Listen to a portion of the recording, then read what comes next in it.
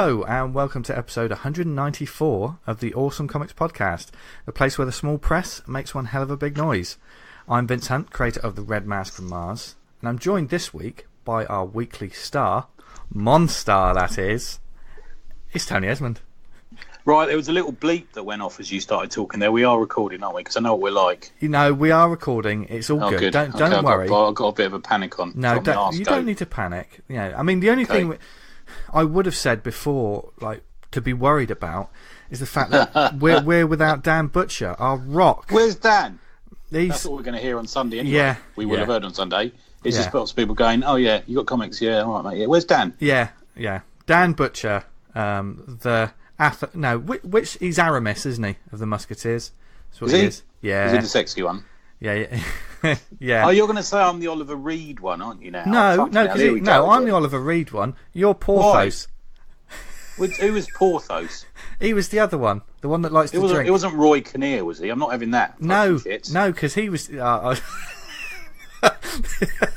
Look, just Google it. There's no way you're Michael York. All right, in the new one, you're Gerard Depardieu. That's what you are. Yeah, I'll have that. I quite like him, actually. That's all right then. Yeah. Like as we were saying, there is no Dan the Man Butcher this week because he's not very well. Yeah. So get well soon. He's not well. So get well soon, Dan. Yeah. We miss you. We've drafted in another Dan. We went looking for only guests called Dan. Yeah.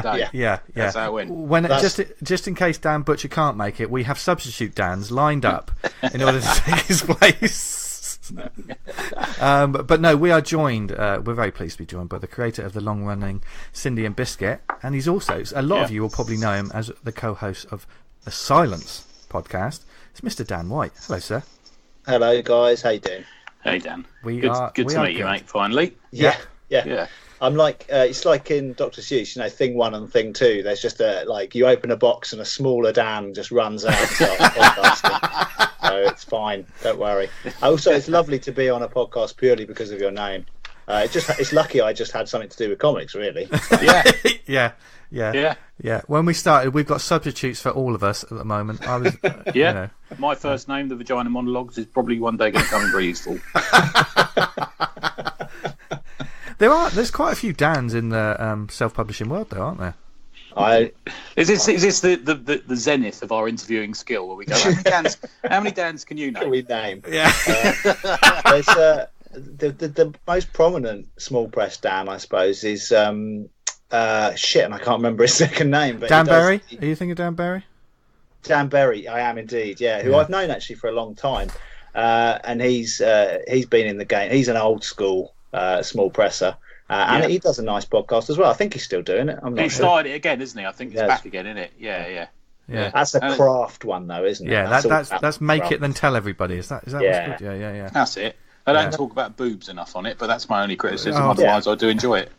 The thing is, I'm the one who's trying to keep this a legitimate, normal show, Tony. No, you're not. You know, it went off the rails about 3.5 years ago. Yeah. And how long we've been going? 1. Yeah. Yeah. Only thing is, I don't play with my clicky pen anymore because I'm not nervous. I don't know what you were going to say then. Yeah, that's what you're calling it, the clicky pen. I was listening to a podcast called Chart Music, which is several of the writers from Melody Maker back in the day, the good writers from the 90s, like Taylor Parks and Simon Price and all that lot, Neil Kulkarni. They do a podcast where they review an episode of Top of the Pops in depth. Right. And they go off on one about all sorts. It's a good thing, especially if you're an old twat like me. Yeah. But I noticed one of them was clicking their pen all the way through it, and I was like, you'd think you guys might be a bit more like... Yeah. Maybe that's a sign of real quality, the pen clicking. Oh, no, it isn't. Trust me. If anyone, I've got one of those Parker clicky pens in my hand at the moment, and I'm holding off. I'm desperate to click it now, just to wind you up. Don't click the pen. Look, I did it once on episode. Kill me. On episode 1, I did it once, and then I haven't had a clicky pen since. So there you go. Just got your hand sellotaped your sides. That's good. Dan had a poo on the camera on the podcast. You cannot be mean about him just because he's not here, Tony. That's not how it works. Did he actually make it to the loo, or was it kind of impossible? Not actually certain. Let's see if I can up that then. Let's see. What Bring it reserved, Dan. Bring it. Oh dear. I'll tell you what. I've lowered the tone already. Sorry. Yeah, we like it. We like it. It's good. You know what else we like, Tony? Is it Comic House? It is indeed. Our lovely sponsor. Fucking hell, we can't be slick. Not one. We're going to be slick. Don't look. I'm trying really hard this week. No, as always, of course, you lovely listeners know it. We are sponsored by Comic House, who are the indie comic marketplace with a difference. We love them, and they put up with us, and you got to appreciate that, haven't you? There's a huge selection of titles on their database online. So if you self-publish, you can list your book on there for free, and it's another avenue to sell a copy, and they only charge like 1p commission, which is amazing. So it's another way to get your books out there. And also, if you've got your books digitally, they have an app, which is the talk of the town. I use that app. Yeah. It's a really, really good app, and the database is just getting bigger all the time. Do you know what I've noticed recently is I use the app to read monthly comics, because you got to look at stuff like I'm going to read a couple of books that they've got at the moment. So like Red Sonja, She Devil with a Sword, that's on issue 27. So they keep releasing it every so often, once a month, new issue. It's like reading a free monthly comic. It's the up-to-date Red Sonja, is it? I'm not sure. I've lost track of Red Sonja. She's done all sorts of things, isn't she? That's a title. Presumably she's back at Marvel now, isn't she? I don't know. Is that part and parcel? It's hard to know with the licenses. It is hard. I'm not sure if they're the same. They're the same. They're probably owned by different people. Or they might be, mightn't they? Because Conan was with Dark Horse and she was with Dynamite. So I'm guessing probably not. I wonder what package they got. What sort of package deal they got with Conan? They said it'll cost you $1 million, but we'll throw in a Solomon Kane for a $5. Solomon Kane for a $5. And then suddenly they would discover they got a Brand Mac Morn included in the deal, and they think, what are we going to do with this? Well, no one wants that. And then they thought, we could put him in, maybe we could put him in the Defenders, because Conan's in the Avengers now. Vince got a bit spicy about that online earlier. Right, I'm not going to get spicy about it. We're going to discuss this in a second. Right. But the likes of Red Sonja and more are on the Comic House app. What else is on there at the moment, Tony? There's Here and There by Chris Sides, Adam Jakes, Aljosa Tonic, Ken Reynolds, which is very good. I reviewed that. Our third issue's on there, Saucy. Yes. And Snuffy and Zoe from Fair Sparks on there as well. Now, you have to remember that may be the list that we read out last week, but it's because we're recording early, so we don't have the up-to-date list that's coming out in the next couple of days. Yes. So there'll be more before when we see you at Cardiff, or if we don't see you at Cardiff, there'll be more on there by then. Yeah, there's always more, and that's amazing, and that's why it's worth its weight in gold, and it only costs like £3 a month for a subscription, which is why we call it the Netflix for comics. Only thing is, it's not like Netflix where occasionally when you find out that the real Ghostbusters has been on there for ages, and now they're about to take it all off at the end of March, and you're like, what? I didn't know this was here. Now I have to watch them all before the end of March. Exactly. Yeah. Yes. Because as comic collectors, we are OCD weirdos, aren't we? So we feel like a knot in our stomach until we do something. Yeah. But you don't have to worry, because Comic House are keeping all their comics on there. So, and there's a 14-day free trial as well. So find out more and go to comichouse.com. I'm just taking notes about how to do sponsorship. It's remarkable. Listen and learn. Just all in caps. Don't do this. Yeah. Do what Vince does, try and be professional, and I just say boobs a lot in the middle of sentences. That's how it goes. Yeah. That's why people. That's part of our friendship's based on that relationship. I'm quite proud of it. I shall be doing that again on Sunday. No, you were just doing. Shouting you were doing that. I was. It's past, isn't it? Yeah. Yep. So, and anyone we met at Cardiff Comics Carnival, we're sorry. This past weekend, thank you for saying hello, and I apologise for anything he said or did. I have been threatening to lick your face. That will happen at some point. No, it won't. Do you know what? I know you're all mouth and no trousers. Is Jo going to be there? She may be. Oh, I can't wait to see her. She's like my best friend and also my best enemy. I know. You both vie for my love, don't you? Really? But yeah, it's a jealousy thing. Yeah. At comic conventions, I'm just humping your leg and grabbed you around the waist, shouting "He's mine," and Joe's just staring at him and going, "Yes, but I shall marry him." That's scarily true. Anyway, before we get stuck in, I just want to go back to this Conan, like me getting spicy over Conan and the Avengers. I want to clear this.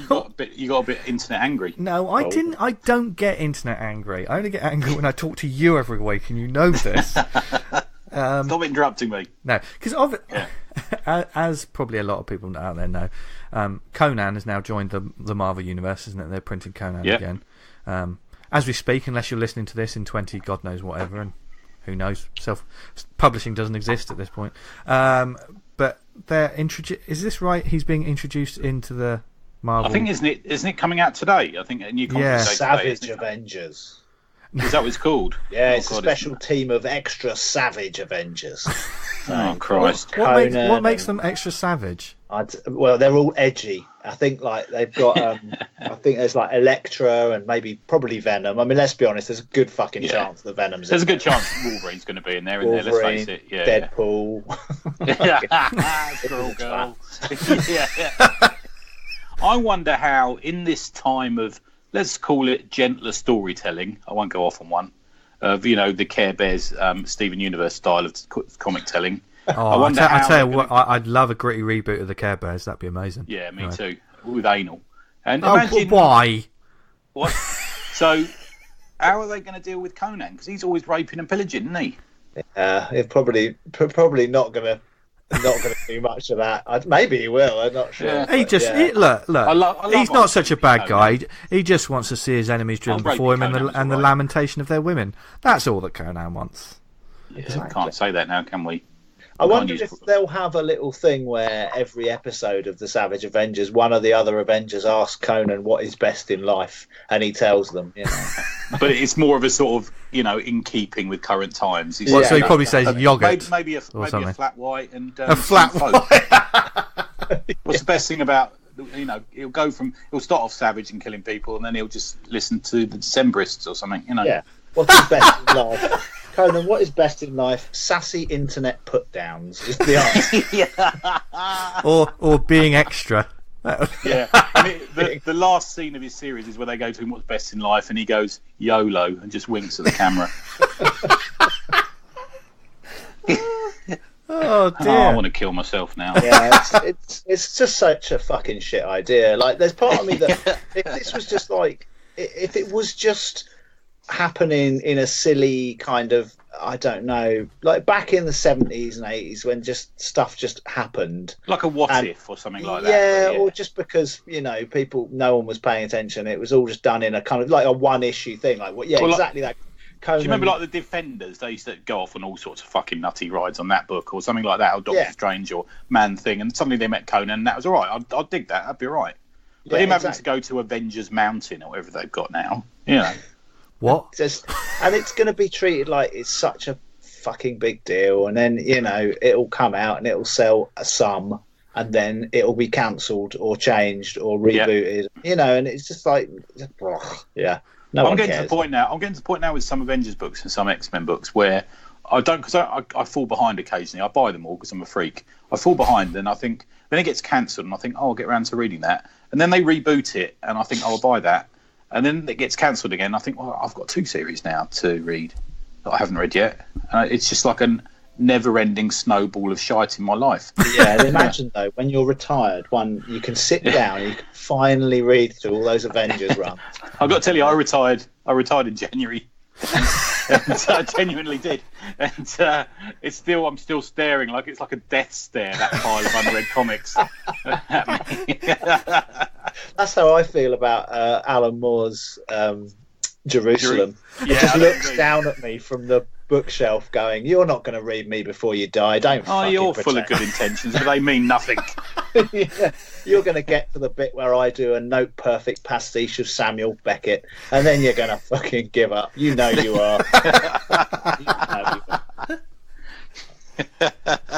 I remember the Orbiting Pod, they did a drunk episode where they just like literally were drunk off their nuts for about 4 hours. And they actually had, and right at the end of it, there was a little insert that said, if you made it to the end of this episode, you can claim you're part of this club. And they had like a special club with people who'd made it all the way through this drunken episode. Yeah, drunken podcasting is one of those things, really, isn't it? It's like it is like, it's not advisable, but every now and then it is quite interesting. I've dabbled in it. Yeah. We had a competition based on how drunk I was once in the early years. Yeah. It was quite fun, wasn't it? See, I've never gone to that length yet. Yeah. There's still time. We've got a live pod coming up soon. Oh, get drunk at that. That's fine. Yeah, that's the plan. Is that your 200th episode? That's the one. It is indeed. You've been, that's good work, lads. Thank you, mate. Thank you, That's sir. very good. That means a lot coming from someone who's already crossed the 200 mark. Yeah. There's only a few of us left, aren't there? There's not many UK podcasts that have done that many, is there, really, I suppose? It's kind of ridiculous, actually. When I look and, me and Gary Lactus, a.k.a. my best pal Fraser, when we look at it and it's like 264 episodes or whatever, and you just think, my God, we've been talking bullshit for hundreds of hours, and some people have listened to that. And that is wild. I sometimes add up the amount of time I've spent listening to like 11 o'clock comics or Word Balloon, and I think that's fucking months of my life wasted. I mean, 11 o'clock's comics, that each one of those episodes is about 6 hours long anyway. Yeah. They have literally done a 6 hour long episode. I think they're 500 to 1 or something. Oh God, was it really? Yeah, I remember it was epic, wasn't it? They must have been so not into it by the end of that. I mean, they are Americans. They can talk and talk, but still. They just love fucking Deadpool as well, don't they? I mean, they don't love fucking Deadpool. They love Deadpool. I mean, maybe they do. Every one of them does. Yeah. Give it time. I was on an episode of that, and because of the time difference, it was about 3.5 hours long. And I was literally recording it by standing in my kitchen, and it got to, I think I figured out I'd been up for 24 hours by the time we finished it. Because of the time difference, I was fucking done.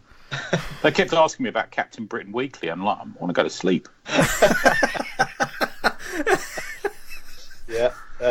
But you hopefully soldiered on and made it through. Good. Nothing stops Tony Esmond when it comes to talking about comics, does it, Tony? That sounded derogatory, but I genuinely... All boobs. No, it's very funny. Thank you.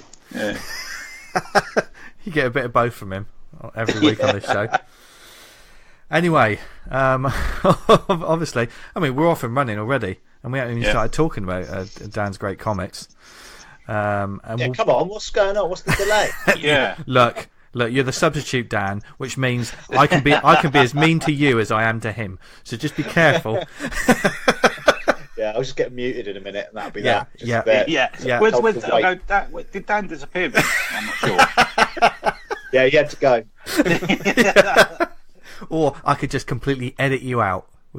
I have only twice in the history of our podcast wavered over the ejecting button someone off the podcast. It's happened twice, and I was thinking, fuck me, this geezer's doing my nutting. and then I'm going to pretend to the other two lads that he just got disconnected. It did enter my mind. Yeah. Right, I'm going to find out who that is. The thing is, not even I know, so that's a great mystery for everyone out there. One of them. I know one of them. See if you can pick the episode that he's talking about, folks. If anything, I'm going to prize. If you come to the live pod and you can guess which episode we're talking about, I will give you a prize. Really? Yeah. Well, you're like the most generous man in comics, aren't you? I am. Yeah. Anyway, I'm a giver. yeah. Oh, I have to put up with it every week. Right. Anyway, timestamp that moment. Stop doing that. I don't do that voice. Anyway, I need to put my presenter head back on. There we go. He's back to serious interviewing. Here we go. No.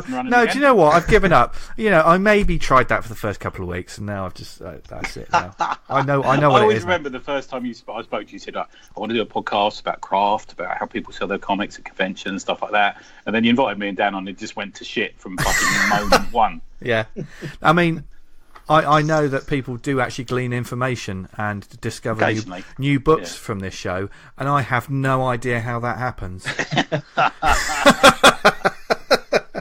Sort of osmosis, I think. Just absorb it without realising. Yeah. But anyway, back to Dan. Yeah, back to Dan, because there may be some people out there in the great white world. White world. Can't say white world. I was like, please don't say I tell you why that was, because I was looking at my script and it said Dan White. He'll be getting some "Make Awesome Great Again" hats soon. That'll be happening. Exactly. That's the name of my autobiography, Great White World.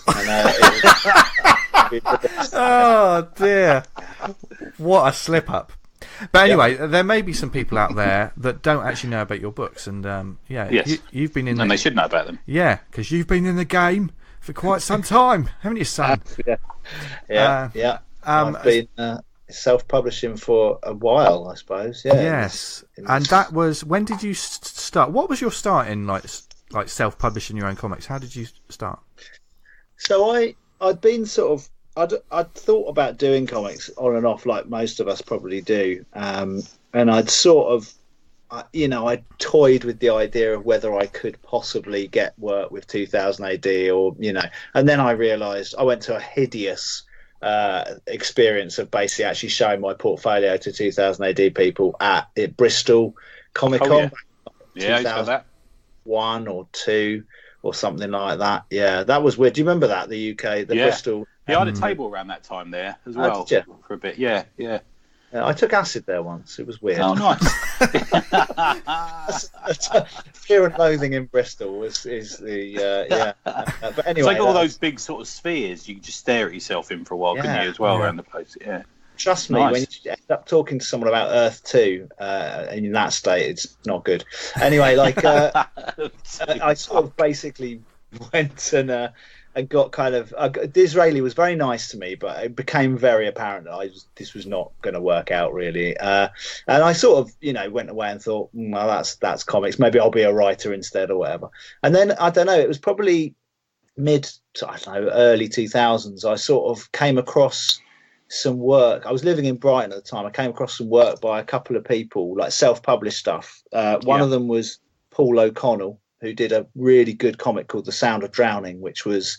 I've heard of this. Yeah, he did a Kickstarter and collected it. Paul is like a consummate artist and a real, genuine talent who he doesn't want to play the game. So he kind of does it all for the art, and therefore is very skint and doesn't make comics. Okay.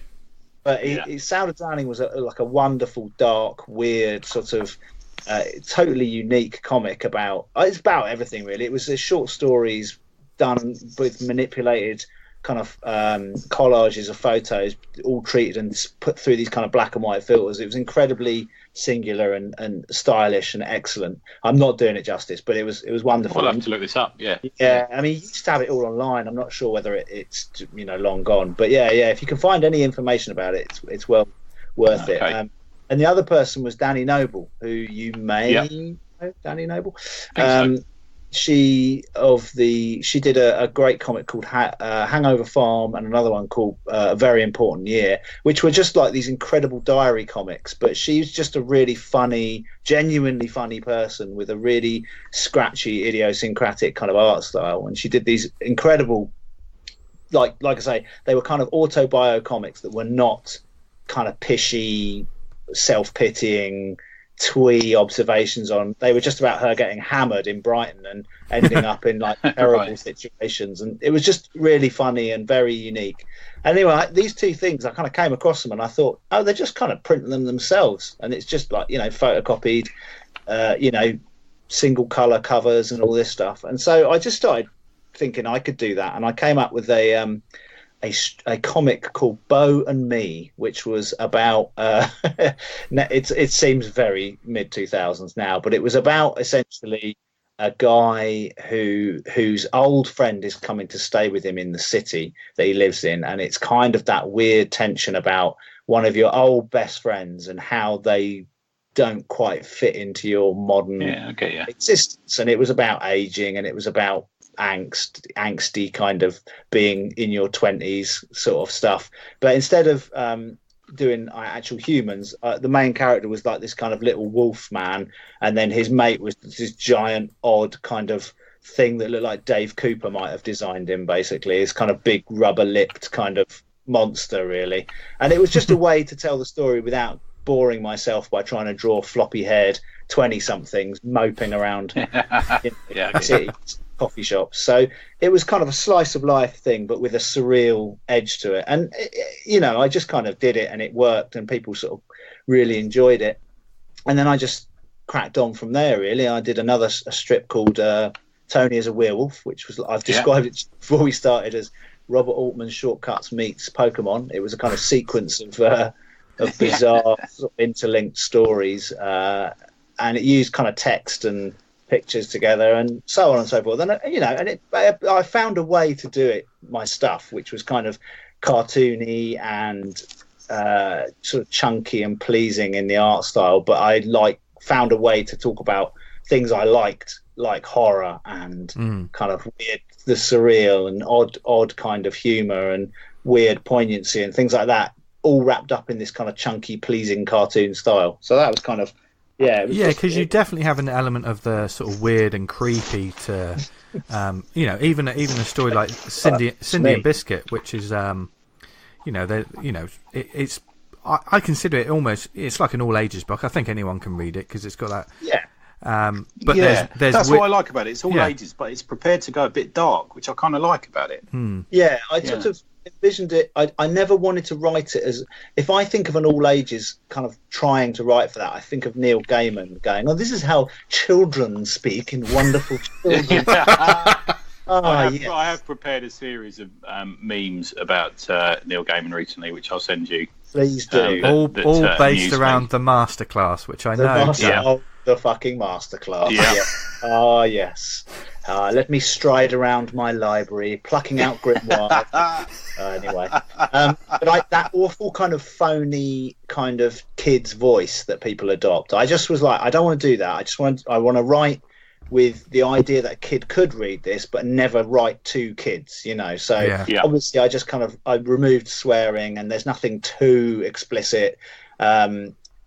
Or gory. I mean, there's a bit of like fun gore, but I see it as kind of like a gateway horror comic, really, a horror sci-fi comic that kind of leads you on into a bit like, films like The Gate and all that stuff that was just a bit kind of scary and a bit much, but you were still totally thrilled by. That's the vibe I wanted to go for, really. But way before those Stranger Things pricks started.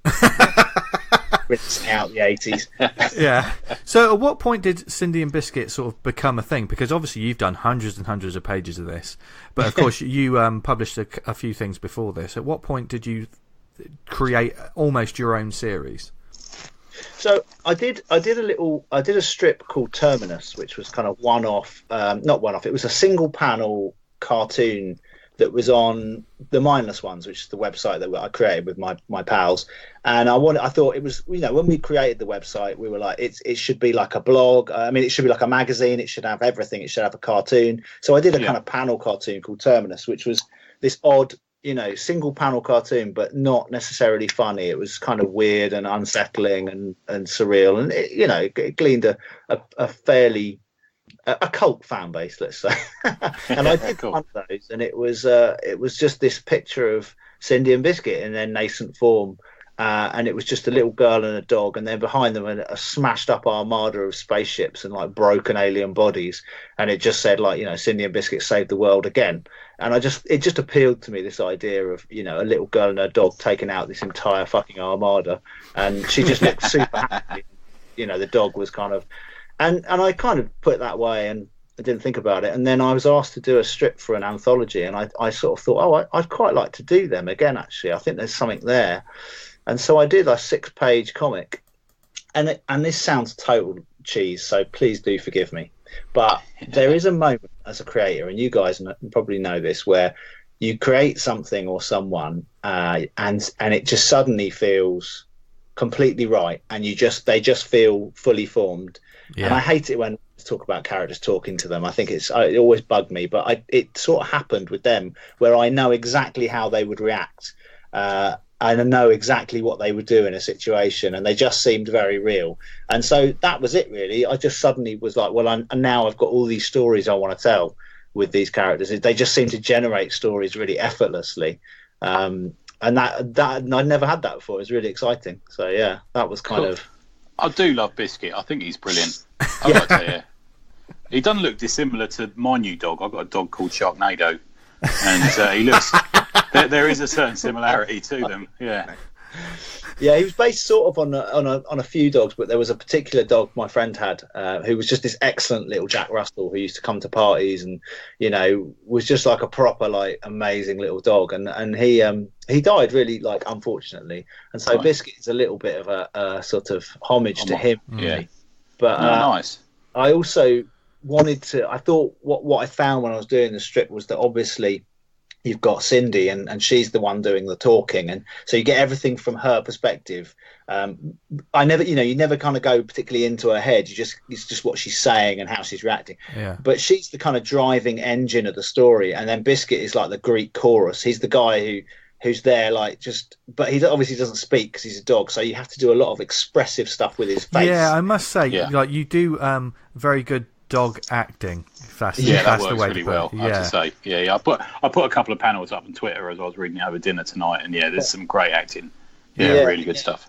It was fun. It's fun to kind of try and do that pure cartooning as well with Biscuit. But you know, there's a couple of solo Biscuit strips where it's just silent and like a sort of old school newspaper strip, really. But I like that. No, he's very. I kind of love him, and he's very popular as well. Like, if I ever make money off Cindy and Biscuit, it'll be because I rinse out the Biscuit merchandise.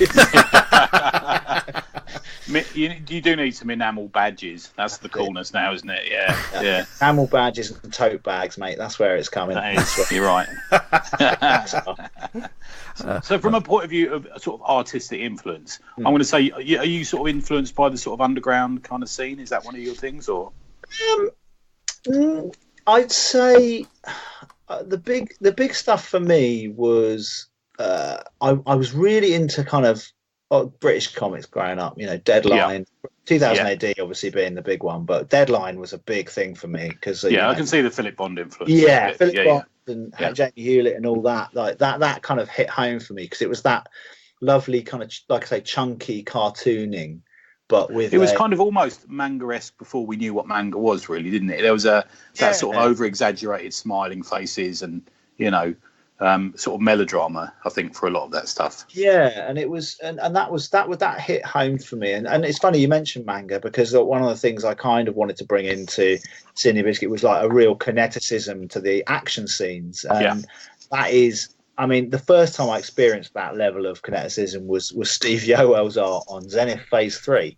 Because which is Zenith's my all-time favorite comic probably, but Phase 3 is this moment where it just firing on all cylinders, and Yoel started channeling a lot of, like, I don't know, there seemed to be a lot of Japanese design in there, but also just this kind of brilliant black and white sort of new wave 80s imagery. But anyway, blah, blah, blah. But the first time I saw speed lines like that was in a British comic, but then I realised it was this total Japanese thing.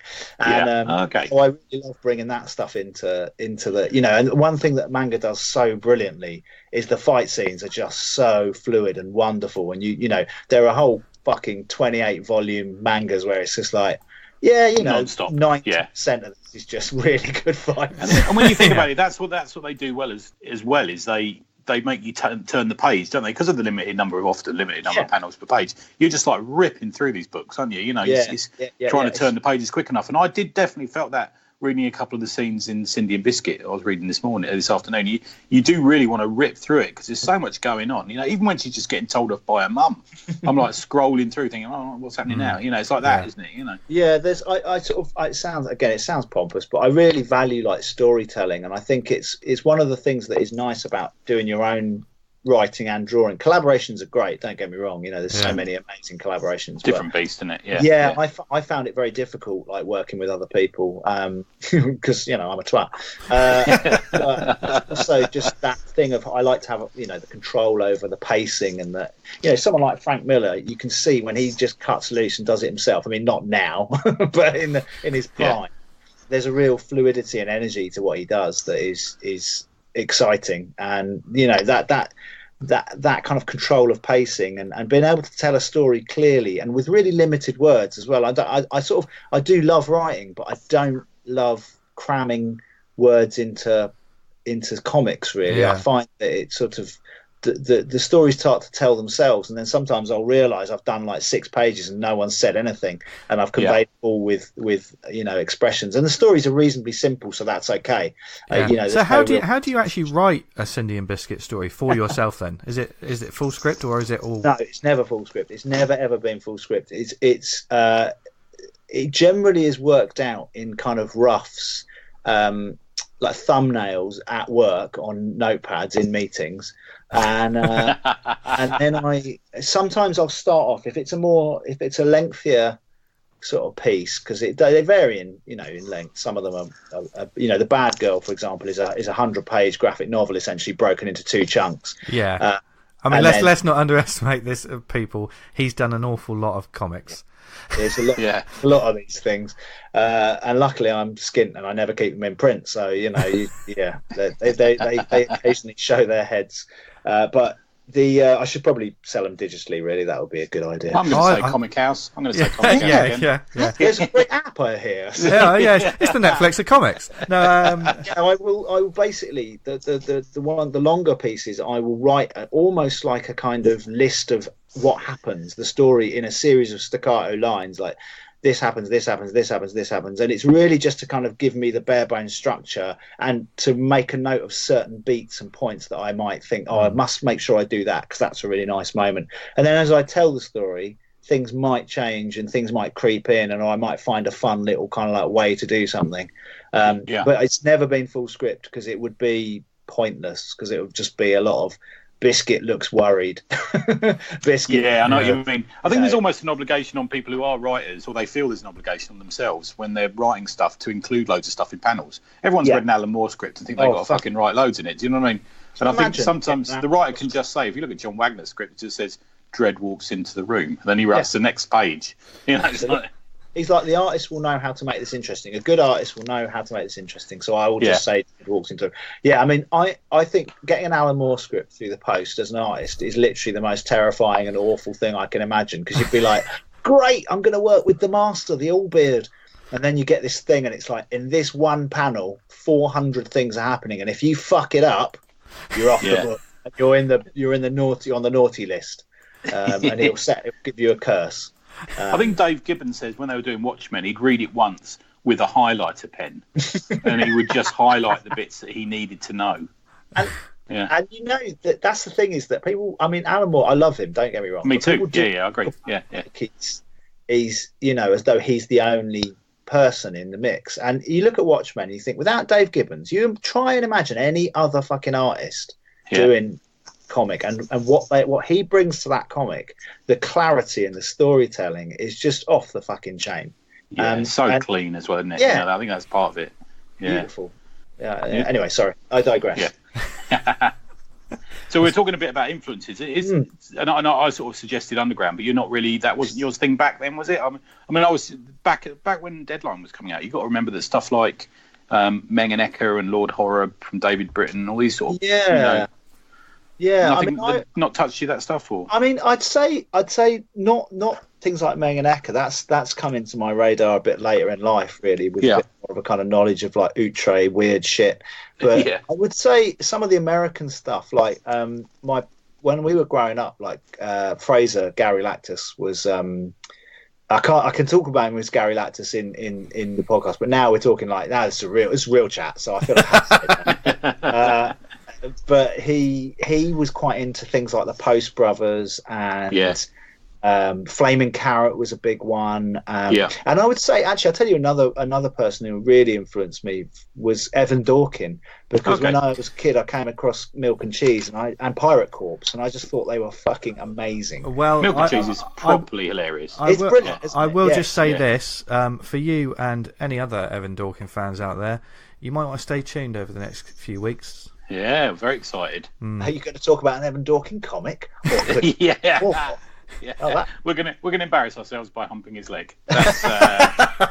Well, having followed him for a while, I think he'd love a bit of leg humping. Who doesn't? Who doesn't? Exactly. No, but I mean, so there was that kind of scene as well. And things like Love and Rockets, all those things started to creep in a bit. I mean, I'd be lying if I didn't. I did spend a lot of my teens reading like 2000 AD and superhero comics, but there was this kind of creeping influence, and certainly in how to do comics myself, I'd say it was quite. But it was. I mean, to be honest with you, a lot of the stuff comes from outside of comics. Really, it's sort of. Yeah, I was going to ask if there's any sort of like, let's not call it proper art, but you know what I mean, that's influenced you at all, or. I mean, some of the kind of more classic illustration stuff, and then some of the older cartoonists like Walt Kelly's Pogo. I mean, that is a beautiful thing. And Calvin Hobbes, obviously. I mean, that it goes without saying. There's a straight line there, isn't there? Yeah. And people often say, "Oh, a bit like Calvin Hobbes," when I describe the setup of Cindy and Biscuit, in that essentially it's about a girl having adventures that are, it's a mixture of the mundane and the fantastical, and it's never made 100% explicit whether it's potentially happening in her imagination. Yeah, it's that wonderful thing of the reader can make it up for themselves, aren't they? Like the great films of like, oh, Total Recall, was that real or was that a dream? And it's basically just make your own mind up. It doesn't matter really. Yeah, and with Cindy Biscuit, I've always tried to. There's a couple of moments where I think I've kind of tipped it towards one way or another, like you can make your mind up, and I know where I sit, but I've tried to kind of maintain that balance. And there's like nice little things like adults never see it, and adults are just never viewed like Charlie Brown. They're just viewed from below, really. They're just bodies without faces, and just maintaining that nice idea is a good way to tell the story and find. Because as soon as you introduce the idea that other people might have seen something, or it's just like I had a really brief conversation with a major studio. Now I wasn't really involved with it, but someone who worked at the studio was allowed to pitch. They had an in-house pitching program, and he just happened to come across Cindy Biscuit and was like, "I think this would work." And it was a big fucking American studio, and I was very excited. And I was like, "This is it, man! I'm fucking on my way." And obviously, it fizzled out and didn't do anything because these things are a 1,000,000 to 1 chance. But one of the feedback things they came back with, there was 2 bits of feedback. One was that Cindy should have pupils in her eyes because that was more relatable. And I like the blank eye kind of little orphan Annie vibe because I think it gives a certain dissonance to everything. But they liked pupils, and the other thing was they just wanted to know more about where was it, what was her school like, what was the situation at home, and it's like as soon as you started doing that, I just found I was like, oh, I don't want to nail down in the comic her mum and her are on their own in the house, and I've done quite. I never want to say where the dad is. Is he dead? Is there a divorce? Is he what? Is he a feckless drunk? And it's like I don't know yet, and you don't need to know because that doesn't add anything. Yeah. Just know, the mum is on her own. She's stressed, and that's one of the reasons she has a bit of a difficult relationship. But also, readers will imprint. I mean, they naturally will imprint their own experiences on things. You can't explain what's behind every door, can you? Yeah. That's the way I look at it. Yeah. Yeah. I like a bit of opaqueness and a bit of as you say, suggestion, especially with something that's essentially a kid-friendly comic that's sort of meant to be evocative of any time. It's not set in a specific time. It's there's no mobile phones and stuff, but there's nothing also saying it's definitely the 70s or the 80s. There's just a kind of eternal story space. God, I sound like Neil Gaiman. Quick. Are you currently sitting in your vast library? Yeah. You talk too quickly. You could literally put an opera between his words sometimes. He's so fucking pompous and boring. He's really he's like Swamp Thing, but quick. Oh, there's the Paul quote from this week's episode. But one of the other things that I love about Cindy and Biscuit as well, I mean, obviously there's the fantastical, there's the monsters, and just your art style. I love all of that. But what really got me is how personal it feels. There is a real sense of, and there's these moments between Cindy and her mother. No story spoilers, but there's some lovely sort of touching moments between them because they do have a difficult relationship, but in the way that little kids growing up don't want to be told what to do. They don't want to hear no, do they, or anything like that, or stay at home, be safe, that sort of thing. But you do input some real nice personal touches. Did you find as you were developing it, it became a bit more personal and a bit more developed rather than just, okay, here's a couple of fun characters that are going to meet some monsters?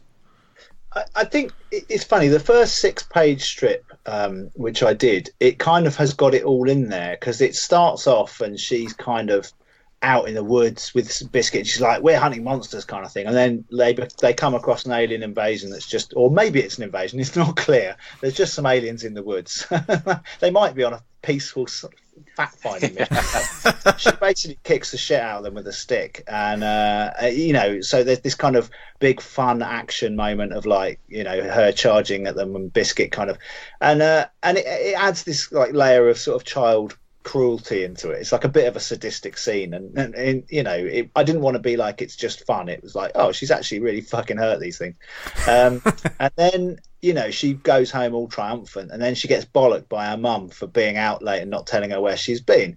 And then so in that kind of 6 pages, I was like, I got the kind of the slightly bittersweet, mundane reality of being a kid, and then also this fantastical sci-fi sort of fight. And I think I've just kind of played on that tension quite a lot, but definitely as it's gone on, I've found that the relationship to become a bit nuanced, because it's interesting what you say about imprinting, because some people come at it very much like, oh, poor Cindy, her mum is just really an unsympathetic, cold, kind of uncaring mum, and these kids hate her at school and stuff like that. And I see her relationship with her mum a bit more like her mum is just fucking working hard. She's got a really wayward, naughty kid who constantly gets in trouble and refuses to listen to her. And she loses her rag quite a lot because she's tired and stressed, and Cindy doesn't know why necessarily that's happening because she's a kid, and so she just thinks she's getting bollocked. And so I do want to have those moments where her mum is nice to her, or where they have a nice moment together, but not too often, because that's life, isn't it? Yeah, yeah, exactly. When you started this, were you a parent yourself?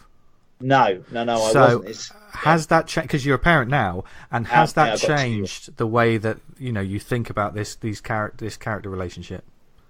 Well, it's weird because the last comic I did, which was Sundays, which was a full color sort of selection of 2-page vignettes that were basically meant to kind of riff on the Sunday newspaper, full color special ones, but also it was all about a bunch of Sundays throughout the year and that weird, odd feeling that a Sunday has.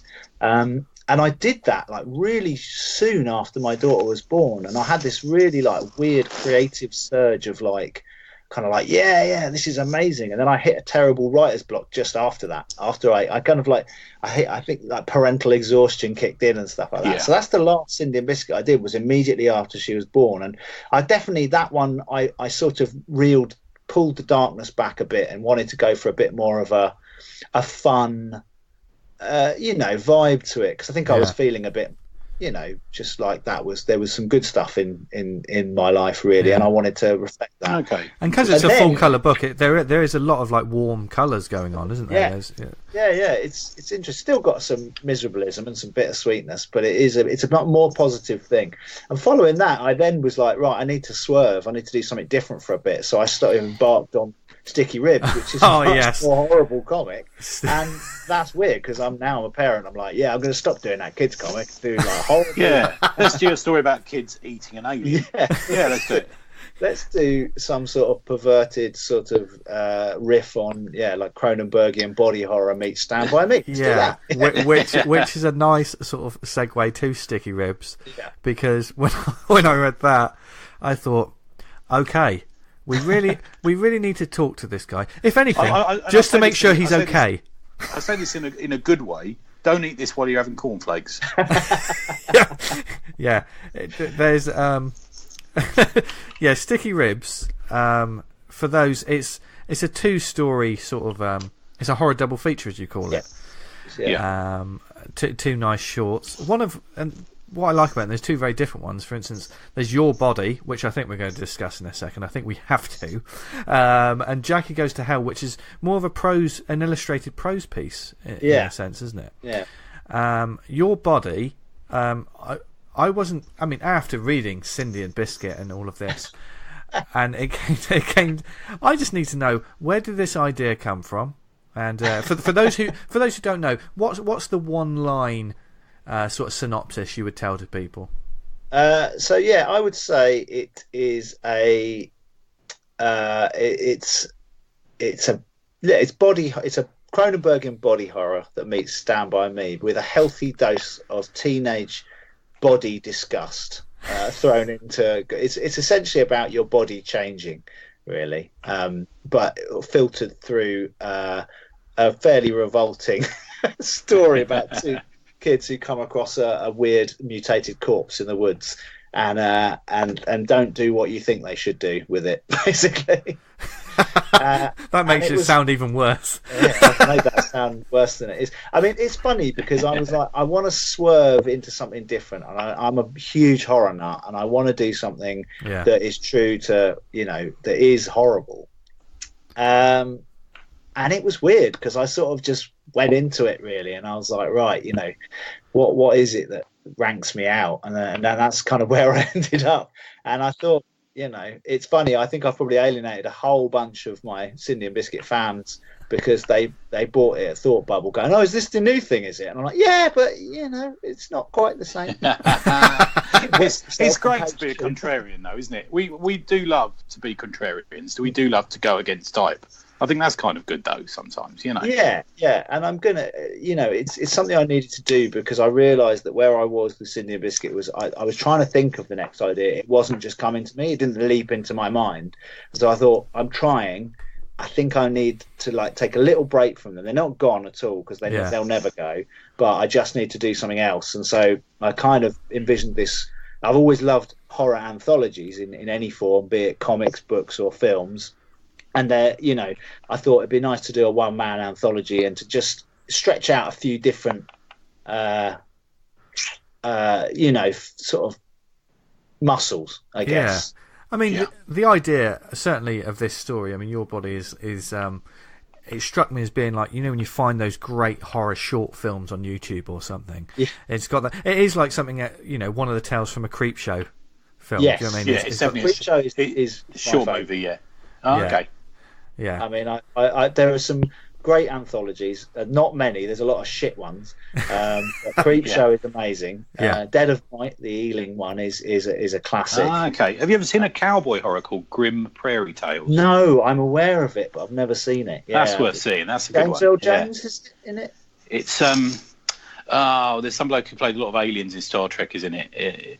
Somebody gets Gold. The one who played Gold the Cat in Deep Space Nine. He plays a cowboy in it. I think he gets sucked up a lady's vagina in it. I think off the top of my head. Oh, that old chestnut. We've seen it. We've all seen that before. That old trope. But yeah, so that happens. That's going to happen in the next few years. It was good to do something different. Good to I loved it. I loved it. Do you think doing something like this is something you're definitely going? Are there going to be more Sticky Ribs in the future? There are, yeah. I'm working on the second one. Oh, nice. Each one's going to have a pure comics piece and then an illustrated prose piece, because I really enjoyed the second part of that. Jackie Goes to Hell is a much more. It's a sort of slightly more surreal, less overtly unpleasant, but more It's, I guess, whimsical, but it's almost a whimsical slice of life journey into hell. Yeah, it's essentially like it's like Orpheus, the tale of Orpheus in the underworld, but reversed and with a different ending. And it was a nice way to just do these kind of tableaus of hell and have this girl basically looking for a soul of her stupid boyfriend, which is what she's doing, and I kind of like that, like Douglas Adams-y surreal, like getting a bus to hell and just getting off and you're in hell. I don't want to explain how you get there. You just get a bus, so it's got that kind of British whimsy to it, but it's something different. So that's the plan, is that each comic will be a kind of comic strip and then an illustrated prose thing. Will there be an article in the back? Because obviously you've got it's going to have an article about the key horror films that made me, really. So cool. And the first of which is An American Werewolf in London. Oh yes, it is, isn't it? Yeah, sorry, I forgot about that. Yeah. Great. Yeah, I do. I get completely what you mean about Douglas Adams. Is his explanation for being able to fly was you throw yourself off a chair and you miss the floor. Yeah, and he didn't want to say anything other than that. And I know what you mean exactly. Yeah, and Douglas Adams is one of those people he's fucking brilliant. The people who've come after him and done pale imitations of him are bad, but he is actually a genuinely odd kind of brilliant sort of he is. Or was. I mean, he is. Yeah. He's dead.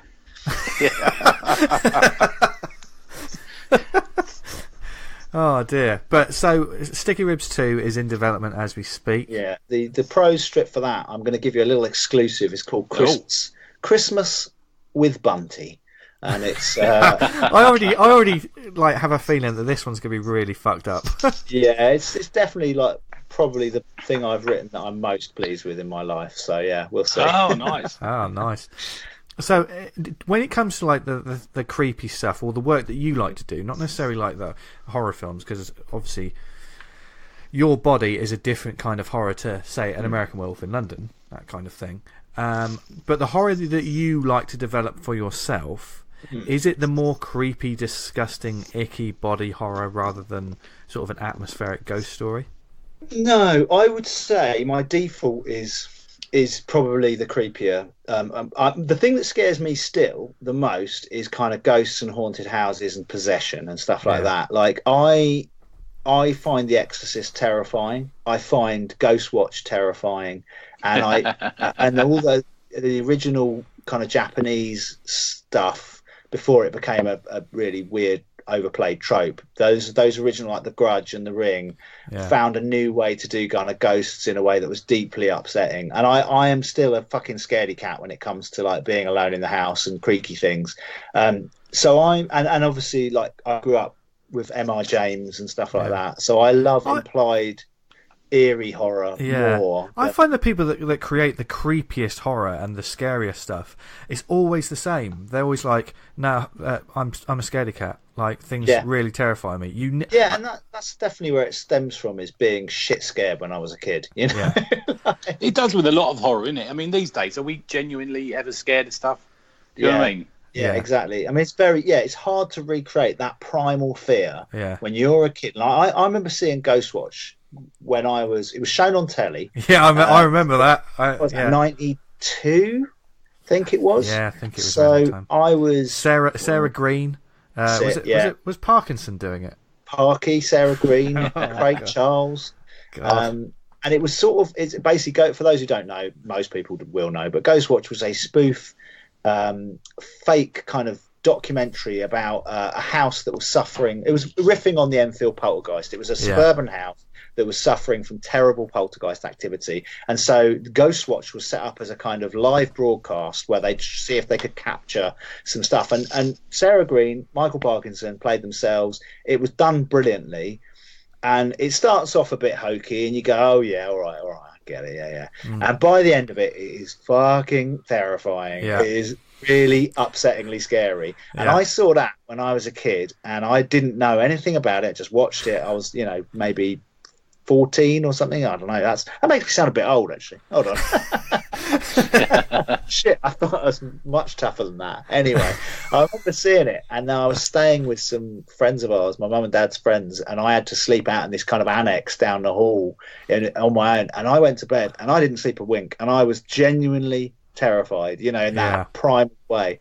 And you can't recreate that nowadays. You just can't. There's no way. No fucking film will do that.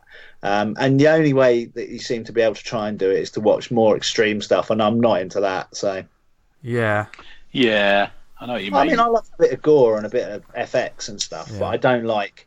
I'm not going to watch a Serbian film. Or do you know that's the one I was thinking of? I've hovered over buying that a number of times and thinking, do I really want to see that? I don't know. Yeah, I mean, I saw Cannibal Ferox and Cannibal Apocalypse and all that sort of thing when I was in my teenagers years. And is it going to be worse than that? I don't know. Yeah. It's that fear, isn't it? That it's like what it's offering is that you might see something that doesn't leave your head. That's the essential kind of thing. But it's like there are certain things where it's like, do I want to see that? It's like I've never watched Gaspar Noé's irreversible, because I know that it centres around this really horrendous 9-minute graphic rape scene that's the linchpin of the movie, and yet I know that it's also meant to be a really interesting and weird kind of experience to watch as a movie. But it's just like, I'm just going to watch that. Going, is it now? Is it now? Is it now? And it's the same. Like some people talk about certain films. It's like, oh yeah, you should watch this, and I'm like, yeah, I know it's good, but I'm not really in the mood to be depressed right now. Because there's upset. Yeah, and there are some films that I know are objectively brilliant, but they're probably just really depressing and grim. And there's well, I've said this before. There's certain movies that I've absolutely loved, but I know I'll never watch again. Yeah. Oh yeah. There's certain movies that, I've really loved them, but I think the experience is there for them to be watched once. Some films, isn't it? No, 100%. Yeah. Like a John Carpenter film, you can watch again and again. Yeah, I was about to say Big Trouble in Little China. I'll watch that once a year, but exactly. I don't know, something by Lars von Trier or something like that. I probably won't watch again. Although it is an experience. Are you curious about The House That Jack Built? Are you? Yeah, I don't know. I am a little bit. Yeah. I know. I have this thing with Lars von Trier where I'm like, oh fuck you, you miserable Danish sod. I'm not watching any more of your movies. And then you just go, I kind of want to see that though. And then you watch it, and it is genuinely quite. What was the two-parter he did with all the names in it? Infomaniac. I've not seen. Fuck me, I tried that one. That's hard going, man. Yeah. Sex? Bet. Yeah. If you ever want a movie that's full of sex but will completely put you off sex for life, I'm going to say that's the one. Yeah. Antichrist was probably like my last one Trier roundabout for a while. I tell you what, he'd be my pick for a director of a Police Academy remake. Yeah. The next American Pie by Lars von Trier. If you can't get Herzog, then von Trier will. Oh god, yeah, exactly. Oh, Herzog probably would do a fucking Police Academy. Herzog he's in that Tom Cruise movie, so he'll get a few quid somewhere, won't he? He just turns up in the oddest places, Werner Herzog, doesn't he? Yeah. I love the fact if you watch Captain America in the right frame of mind, the Red Skull is Herzog, because the actor based his accent on Herzog, didn't he? Yeah.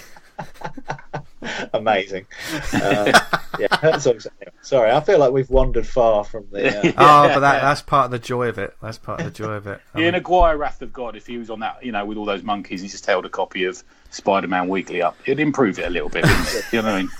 It would be a better film. Can you imagine Herzog doing a comic book documentary of some kind? Oh, imagine his narration. He could do one. Imagine if he did one on like Ditko or something like that. Like that. That would be good. Yeah, it would be amazing. I was thinking something of Image Comics would be. There is actually already a documentary about it, isn't there? So quite good as well. Which is a good documentary. Yeah. It's a fucking weird story. No way around it. What's the guy who did rock and roll comics? Do you remember that? Those terrible rock and roll comics. Yeah. He got murdered, didn't he? Did he? Yeah, he got murdered, and there was a talk because there was a lot of death threats coming in from both New Kids on the Block fans and the people who were in New Kids on the Block. And I've got a feeling that the police spoke to New Kids on the Block to see where they were at the time of the murder. Oh man, that would make it amazing. Hurt. I mean, if you listen to their songs, they say that they're rough. So I believe it, and they like to hang tough. I won't mess with any of them now that they're on the downs. Yeah, I think the thing is as well, they've overcome their drugs problems. Yeah, they've been to rehab and worked out a bit, so they could probably throw a punch, couldn't they? Let's face it. Yeah. That's the worrying thing about these twats is they're all like gym hard, so they might still be able to beat you up if it came to it, and that's the worst thing. It's like, oh god, you couldn't punch them in the face; they'd panic, wouldn't they? You just go to bite their nose, and they'd fucking cry. I think that's it. I'd go for the viciousness whilst attacking New Kids on the Block. Yeah, good. That's volume 3 sorted. Yep. You're a couple of animals, absolute animals. Kick a kneecap and then bite an ear off. That's how I go. I knew a bloke we used to call him 18 months because he had an ear and a half, and he quite liked that nickname.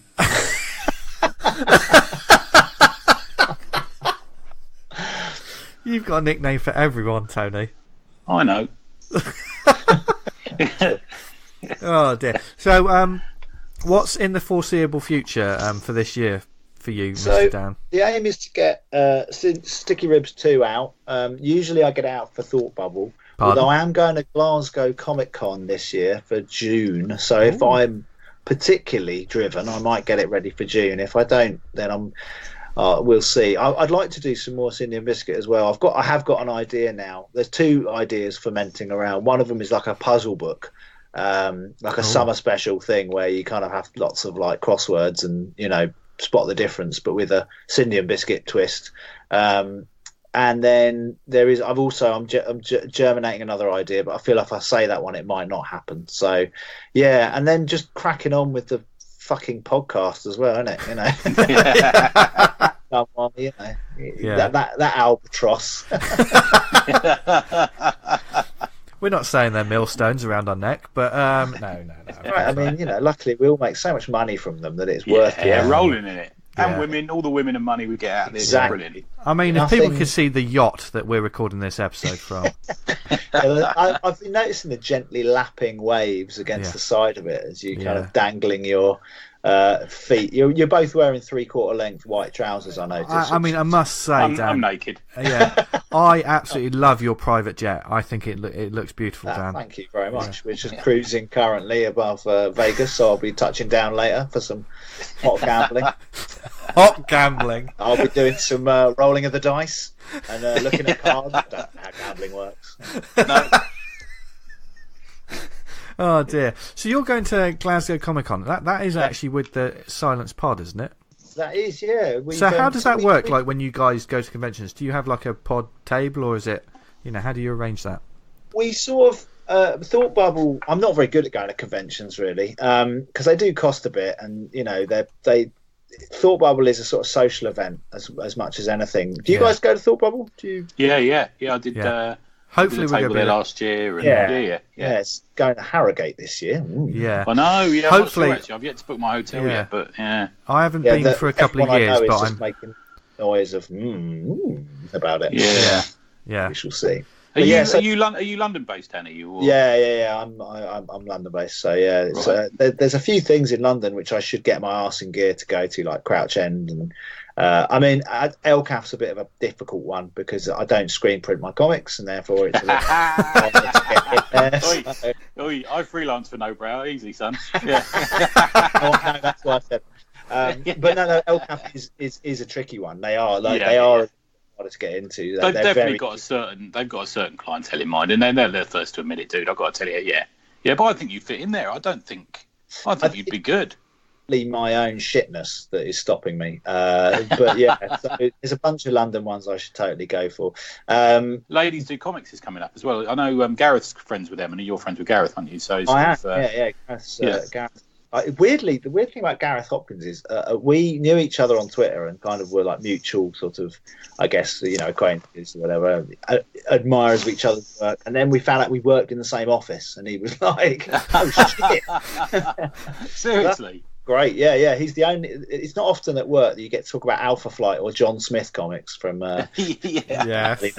But yeah. But anyway, sorry. Yeah, what you were saying, Vince, was that we tend to go as the mindless ones, and then we will do a silence live at Thought Bubble. And we work with. Do you know House to Astonish, the podcast? Another long running. Yeah, I've heard of that. Yeah. Yeah. They're quite established, and Al, who is one of the people who does that, we're good mates with him, and we team up together and we do a kind of crazy. So that's kind of what we're going to do in Glasgow as well. Nice. Yeah, it's funny. It's like, have you guys done a live one before? Yeah, we've done a couple of them. Yeah, Leamington we did one, and True Believers we did one. Yeah, they're always. It's nice when you get more than 12 people. We're quite pleased with that. That's it. Yeah. It's not just your mates. A couple of strangers. Yeah. You get some people who wander in at the back with their kids just for a sit down, and you got me like being fined every 5 minutes for saying fuck. Yeah. We had John McRae on, who's an excellent guy. Not John McCrayon. He's called John McRae. I'd like to meet Johnny Crayon. John McCrayon. The made up guy that I like. No, John McRae. We were like, Al.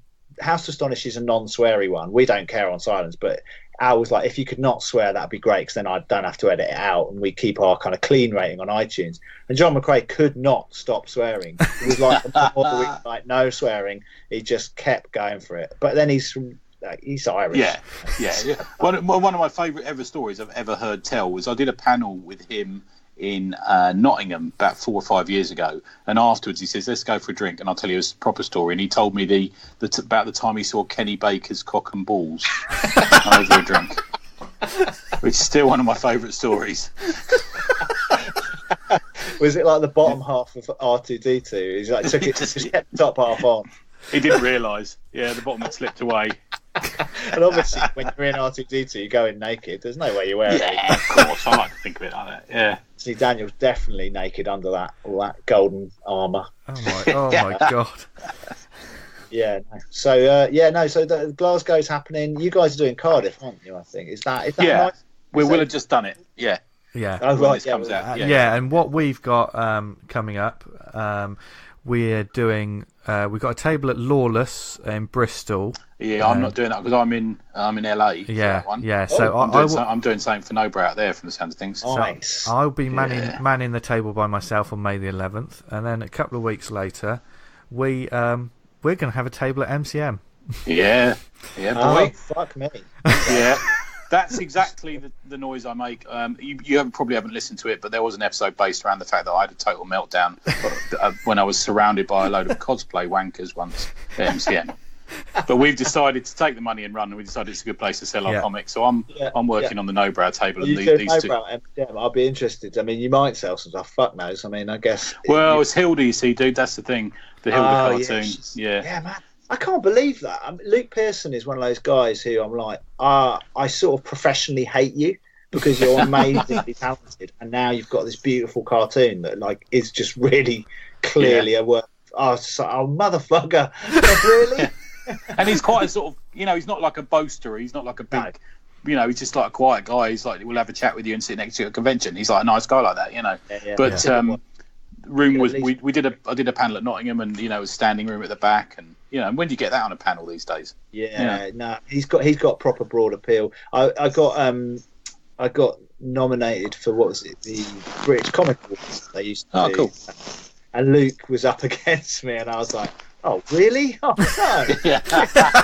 no. Like self-published number. And like the thing about Luke is he's probably younger than me as well. I'm not even going to find out. That'll just depress me. But the kids just went bobo for Hildy. They was just like it's just. And why not? I mean, it's just it's a great book. And the series 2 is coming out next year, the cartoon, and this sort of thing. And he's written a few of the episodes again. And I mean, I don't like kids stuff. I very rarely even watch cartoons, but I watch some of that, and it's fucking nice, man. You know what I mean? It's a nice kids cartoon, and like yours, it's not like everything's lovely and sweet, and we're walking around on clouds. That you worry about her in that, Yeah, you think, oh my god, what's I'd happening? love to see Cindy and Biscuit as an animated show. Yeah, me too. Yeah, I would definitely see that. Yeah, I was thinking it'd be quite nice to have it as a black and white animated show because nothing's black and white. And I was like, maybe black and white, but that would decrease the chances of it being popular or selling by about 60%. No, I think it would lend itself to nice little shorts. That would be. Yeah, if anyone wants to just hit me up, animate those bad boys, and we'll go to Hollywood. Let's do it. That's what I'm saying. Yeah. You're paying, but we'll go. Yeah, Netflix buy anything these days, don't they? Exactly, they buy any old shit. If they can make Discovery, they can make Cindy and Biscuit. Do you know what I mean? Yeah. So, are you probably going to be at Thought Bubble this year then? I think so, yeah. Provided we get a table, and provided it all goes to plan, I think. When do they announce who's got the tables? Because I know everyone has applied by now or whatever. But I'm not sure. They haven't done it yet, unless they have. We haven't found out. It could be. Yeah, it could be. Everyone starts talking about it, and you're like, oh wait. But yeah, we'll see. I guess they're running. They seem to be running a little bit behind this year. I guess, because they've got to change so much up. So I'm sad it's not going to be in Leeds, but I mean, good on them for keeping it going. But yeah, Leeds is great, see, and I don't know anything about it. Yeah, I'm surprised at that because Leeds seems to be very behind it. Even if you book tickets through it, you go through like a Leeds council type website, don't you, as I recall? I think so. Right? Yeah, and there's all the Arts Council funding for the City of Leeds and all this sort of thing. It just seems a strange sudden jump. And Harrogate's not a big place. No, and what I wonder about is the footfall. I mean, you've got to have people who are going to travel to it, but you're going to miss out on. And one of the things I love about Thought Bubble is you get people wandering in, and they are just like kids and their parents who've come in to have a look. Yeah. And that's always really nice, because it's like we're keeping it actually going a bit, because comics does sometimes feel like just the same dudes getting older. Buying each other's comics. Exactly. Yeah. But I have to say, the transport links to Harrogate aren't as good. So you can go to Leeds or York, you can just go straight there from King's Cross. It's like a nice train. But to get to Harrogate, you've got to go on this sort of weird little train that looks a bit like a bus that goes across country. Yeah, it's a strange one. Yeah, I hope it works out. Yeah, me too. I've got nothing but positive feelings about Thought Bubble. So yeah. And it's a shame because Leeds is always a good night out as well. That's it. Yeah. Oh my God! Last week I was walking back with a guy called Ben Hanson, who runs a really good website called Deep Space Transmissions, which is like this archive of Grant Morrison ephemera. Okay. It's great. It's really, if you're at all a Grant Morrison fan, it's the place to go. He's got old interviews and just old scripts and stuff like that. It's great. Anyway, he's a lovely bloke, and he's from I think he's based up in I don't know whether it's Newcastle or whatever, but he basically walked through and it was Leeds on a Saturday night, and he just went, "It's like fucking 28 years later." He's from Newcastle. I know, man. It was like it was pretty wild that night, actually. I mean, it's like, it's a proper British night out, isn't it, Leeds? Yeah, it is. Yeah, it is. It really, isn't it? Yeah. Yeah, do you remember we had a big drink in the Wetherspoons, Vince, that night? That was lively, wasn't it? That was a proper good night. That was a whole group of comic creators who didn't go to the sort of mid-con party, I'm saying that in parentheses, who just rocked up in Wetherspoons, and there was so many, you could just like pinball from different amazing conversation to different amazing conversation. It was good, wasn't it? That was a good night, that. Yeah. I remember having a long chat with Martin Simmons about Judge Dredd. Yeah, that's right, me too, yeah. It was a good night, actually. Yeah. Yeah. So, but if anyone isn't going to see you at a convention or just wandering around the Barbican, where pointing at things for strangers. Yeah. Interacting with mad people, which happens occasionally on the podcast, which is all the better for it. There's a guy who came up and asked me for a cigarette, and then I said to him, "I'm doing a podcast," and he asked me what a podcast was, and I was like, "This could go on. You could be on the podcast." What is your name, mate? What's your favourite comic? So if you want to buy my stuff, then you go to milkthecat.wordpress.com. So that's milkthecat. That has the best logo ever, by the way. Obviously. .wordpress.com. But follow me on Twitter at The Beast Must Die and stuff like that. There's links to everything. Or you can go through mindless ones. I think there's a link there. So, I generally sell. And I think if you're in London, I sell in Orbital and Gosh. Those two perennially great comic shops. Yeah. Is one of them your local comic shop, is it? Gosh sponsored the podcast. Okay. Don't make it in there, so they sponsor it. I mean, I really love the guys in there. I know Tom and Andrew and that really well, but I don't actually get many free comics from them anymore. So that's why on Silence mainly we talk about whatever old shit I've been buying from the 50p bargain bins. So it's not the place for up to date comic news, unfortunately. If anyone's thinking of a comic bin, my favourites in London are the ones at Krypton Comics in Walthamstow. Have you ever been to that one? I live in Walthamstow. I know Krypton Comics very well. Right, okay. They've got a great bins. There's great 50p bins in there. Yeah. Guy runs it's a proper miserable comic shop guy as well. Proper old school comic shop. I'm trying to think of his name off the top of my head. I've suddenly forgotten it. He's a nice guy, but you have to go in there like 18 times before he kind of warms to you. That's right. Yeah. And he lets you out the back as well if you're his mate. You don't look in the boxes out the back. Yeah. Yeah, and he's based on Black Horse Lane, which is is quite a ropey bit of Walthamstow.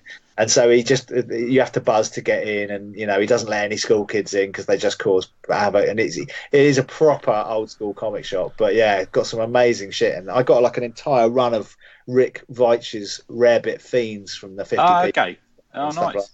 And never ring him and ask him if he's got anything, because by the time you get there they'll have a couple of quid added to it. Absolutely, you want to? You're right. Oh, well, definitely. I was looking for John Sable Freelance. I'll get them out the 50p bin and put £4 on them. Yeah, exactly. Yeah. that Don McGregor. Is that Don McGregor or Steve Englehart or something? It's Mike Grell. Oh, Mike Grell, that's it. Yeah. Nice. I need to see this shop at some point. I definitely. Yeah, I like it. I actually really like going there. And it's one of those ones you'll go there, you'll spend a couple of hours in there. There's a cafe over the road. You can go with your mate and have a coffee and that. It's nice. It's all right. Yeah. But you're right. It is a bit. You walk out there and you can get a comic and a sort of £20 bag of heroin if you want in the same sort of hour. Yeah. Lovely. Well, that's an afternoon sorted, isn't it? Like, yeah, exactly. Yeah. That's how I get through Michael Bendis comics. I take heroin. I knew this episode would have spice. He's brought it. Yeah. He's brought it. Lovely. Anyway, right, it's almost time for the shout out. Well, actually, might as well get to them now. You got any shout outs, Tony? Got a couple. So by the time this podcast will be out for people to listen to, I'm sure by that time, Slang Pictorial 4 by our boy Nicky Boy Prolix will be out on Kickstarter. Yep. So get over there and back that, because I've read it actually. He sent me a proof copy to read, and it is fucking good. Ace, it really is good. And then now Little Heroes 3 is over the line, so thanks to everyone, especially the listeners who back that. Thanks, guys. Really, really appreciate it. I think we should hopefully, by the time you hear this, have hit the next stretch goal, which is a couple of prints by a couple of great artists, one of which is Danny Boy Guns Butcher. Yes. Yeah. Yes. Quality. And you should go and pledge to that one anyway, because Little Heroes is a fantastic charity. It is, and we love them. And more news from them soon, which a little from a chat we had today. So very interesting. Brilliant. As it's this coming weekend as we speak. Actually, March the 30th is Dunfermline Comic Con 2019. Saturday the 30th of March 2019 from 10 a.m. to 5 p.m. There is a whole load of amazing talent going here. We've certainly been speaking to so many brilliant Scottish creators over the past few months, and they're all going to be there. Some past guests and also some amazing sort of special guests are going to be there. So if you go to littleshopofheroes.co.uk, I believe that's where it is, you can get the tickets if you're going to be in the area. That's one that's just seemingly getting bigger and bigger every year, isn't it, that one? I just hear good things about that. So that's a good one. So do you have any others, Tony? No, I think that's it, babe. I know what's going to happen as soon as we finish this call. Yeah, I'm a bit like that today because we're recording midweek. I'm ill prepared. Yeah, you're all over the shop. Yeah, second placement Dan and all that stuff. Oh, hey, shambles! It's like a whole new world. Dan, you're first in our hearts. You know that, do you? Yeah, I know. That other Dan. Who is he? He'll kill you. He will kill you with his bare hands. We're frightened of him. Yeah. His strong, manly hands. Sorry, I just I got lost for a moment there. I don't know what I was thinking about. Edit that out. Edit it out. No, it's all staying in. Don't make any jokes. Right. What on the balls do? Oh, Tony, really? Bit of in between us humour for you there. Last week paedophile humour. This week in between us. I don't know which is worse. This show's getting worse every week. Of course not, because we're going to be recommending some amazing books for you people to check out this week. So should we have our guest go first? Good idea. Dan, take it away. What would you like to recommend to our lovely listeners? Well, I did think, I thought in the spirit of it, I would recommend some horror comics that I like a lot. Now, they're not necessarily small press, so I hope that's okay. That's right. We let the guests off. It's fine. Yeah. I mean, I can also shout out one of my favourite small press comics. But, I just wanted to recommend a couple of really... Because I think horror comics are a hard thing to do. And I think, Vertigo is not where you go for your horror comics, really, much as I do love the old Hellblazer and Swamp Thing model. But I would really recommend, if you haven't read any, Junji Ito, the Japanese comic creator. I would say that is the name in second week running. In all of the episodes that we've done of this show. Would you say, Tony, that's the name that gets mentioned the most? We had Frankenstein. That was recommended last week. Yeah. I would say anything really he does. He's amazing. He's genuinely upsetting. I really like Gio, the one about the fish coming out of the sea on weird kind of robotic legs, because it starts off like a crazy monster movie and then it turns into some awful kind of Lovecraftian reality cancer taking over the world. That seems to be basically what he's into, really. Ultimately, it's about a town being haunted by a spiral pattern. And he's just really genuinely unsettling and upsetting. And he did my favourite ever short story, which I cannot remember the title of. It's called like the something. Are you going to say the Enigma of Amigara Fault? That's the one. Yeah, That's it. That is my most unsettling horror comic I've ever read. Really, is probably that. Because claustrophobia is my thing, and I could not stand that fucking thing. And the other person I want to recommend is a guy called Josh Simmons, who has he's done some great stuff. 2 collections of his from Fantagraphics, The Furry Trap and Flayed Corpse, and other stories. And I would say this is strong stomach horror. Right, it's pretty fucking harsh, some of it. Probably some of the most upsetting things I've seen on a comics page. But he's amazingly diverse in his style. He's very adept at doing different things. So some of it looks very kind of almost zany, and other of it is really, really polished and sort of confident. But he is very good at getting into the nub of what makes you feel unsettled about the other in horror. I don't mean the other as in othering people. I mean just the sort of sense of the alienness of horror. And his comics are fucking grim. There's one called Night of the Gibblers, which is great. Cockbone, that's a good one. And then my particular favourite is the last story in the Furry Trap collection is called Demonwood. And it's about a guy, a sort of drifter guy who's sort of doing some logging in the woods, and he's a bit down at heel, and he's not very, he's a bit clearly like life's dealt him a few shitty hands, and they're all knocking off for the day, and the other guy's like, you should get a lift home with me. It's not worth hanging around these woods after dark. And he's like, no, I'm good. I'm all right. I'm just going to sit here for a bit. And then he sits there, and then this really awful little thing appears and starts talking to him. And I can't spoil it, but it goes to a really horrible place involving his family, and it's about the kind of inevitability of the awfulness waiting for all of us at the end of the line. And it is just a really miserable, upsetting horror comic.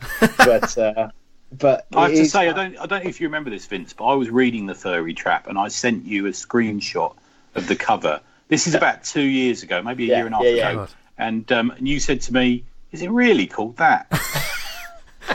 I knew the name from somewhere. It is horrible, and it is extreme, and I wouldn't recommend it to everyone, but it is also a very singular, unsettling vision of horribleness. It's like when you first encounter David Cronenberg, and you're like, this is making me feel very weird, but I can't stop watching.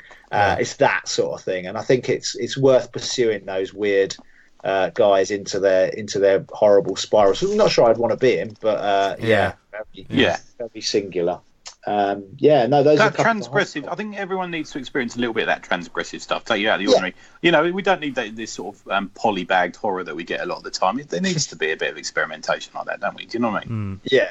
No, I agree, and I think transgressive is a good word. It's good transgressive stuff for those with a strong stomach. Nice. There's a few of our listeners who will check that out then.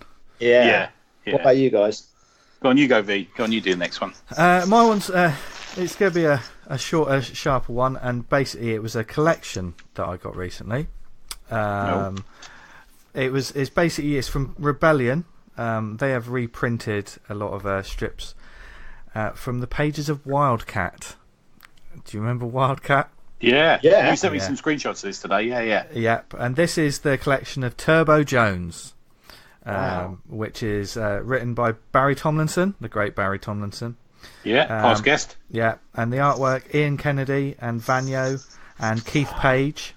That stuff's beautiful, isn't it? I tell you, Vanyo is, with every day that passes, he seems to go up in...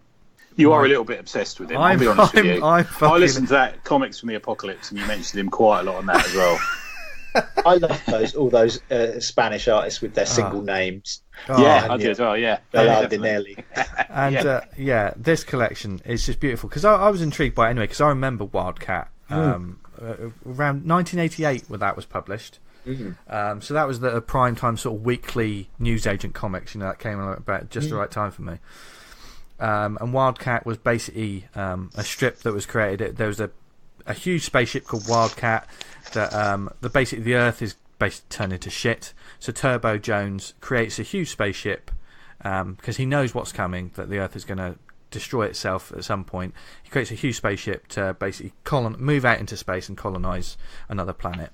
And he recruits a load of people to go with him, as well as like possible like colony people. So he gets lots of different colourful characters.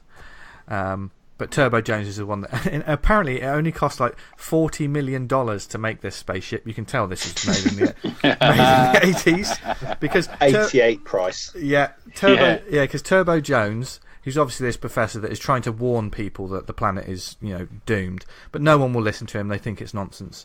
So he goes ahead with his cybernetic chimp. Because everyone's got one of those. We've all got one of those. Yeah, and begins this mission. But he wants to do all of this, and he's got no money. So he's like, I want to build a ship, but I need to figure out where to get funds. So part of the recruiting process is basically to just... Indiegogo. Yeah, well, yeah. These days it'd be Kickstarter. Yeah, but and there's characters like Loner, a man who apparently is in his mid to late 20s, but I'm sorry, but he looks like he's in his 40s. Kitten McGee. Amazing art by was it David Pugh on Loner? Really like one of the lost great British artists. He drew some slang and stuff like that. He drew like loads of shit like Mask as well. But his stuff was beautiful. Really, just one of the greats. Yeah, sorry, carry on. Yeah, Loner was a great character as well. He's one of those ones that just stuck with me as well. Looking at these pages again, I'm like, God, when it all just comes flooding back. Yeah. He was like an extra ripped sort of. What's the guy who did Super Freak? Rick James. He's like Rick James. Yeah, but with I'm Rick James, muscle. bitch.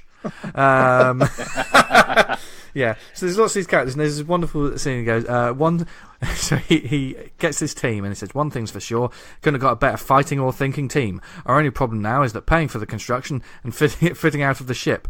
No problem. Last year I won the multi-planet lottery, 20 million Earth dollars. You've got it for your project. They just give him. Save yourself a bit, mate. Don't give it all away. Yeah, right. Not all of it. And then Kitten McGee goes, and when my father died, I inherited almost that much. If your theory is right, Turbo, real soon it won't be much good to me. It's yours. So just like that, he gets $40 million. Don't forget, this is pre-Twitter. This is pre-Twitter where people would now argue about that conversation. Yeah. Yeah. So he builds this ship, and no sooner are they pretty much out of the orbit and looking for another planet to live on, the Earth explodes. So therefore, you've got your setup, and Wildcat was basically every week was a different strip based on these characters as their different adventures as they're trying to colonise the universe. Brilliant setup for like a weekly sort of character strip. Really different. That's a really like bold, different idea to have like interlinked stories with an overarching. But all like essentially different kind of genres. Although they were all largely sci-fi. Yeah, kind of. But some of them were slightly more horror. Dressed. Yeah, some of them were slightly more horror sort of tinted. I remember some of the creatures. If you Google some Wildcat, and this is Wildcat, not Wildcats. We're not talking about the Wildstorm one here. Yeah, there's some brilliant. I covers. need to get this. I keep looking at this and hovering over it in the comic shop. I'm going to get it now. You made me get it. Yeah, those issues of Wildcat are really expensive as well because it was actually really quite sort of. The covers were lovely as well. They had some really nice covers. On them. Yeah. And there's a guy called Joe Alien. Do you remember him? Yes, he's one of the team, and like the back of his head is a brain in a jar, and he's got an extending sort of. He can extend his arms. It's craziness in that wonderful sort of 80s British sci-fi way that I loved. In my head, I'm thinking Tony Werewolf is a member of the team as well. Oh, it should be. Tony Werewolf. He's a lost great character from back in the day. Yeah. I remember when it was coming out, Wildcat. I mean, we're all obviously old enough to just about remember it, but I remember thinking it was very uncool looking because I was, 2000 AD, and it was like everything. At that point, you were looking at like Brendan McCarthy covers and all sorts of crazy shit. I remember just thinking like Wildcat looked completely like boring and tame. There was a Christmas special where a planet looked like a Christmas pudding. I will never forget that cover. But you look at it now. Barry was busy wandering around getting photographs of himself with Peter Shilton. He was too busy. Yeah. Well, that's it. It ended up in the Eagle, didn't it? Well, Yeah. Like Eagle at that point was a fucking treat as well. Yeah. Yeah. I bought the whole run of the new Eagle and the photo stories. Mate. Yeah.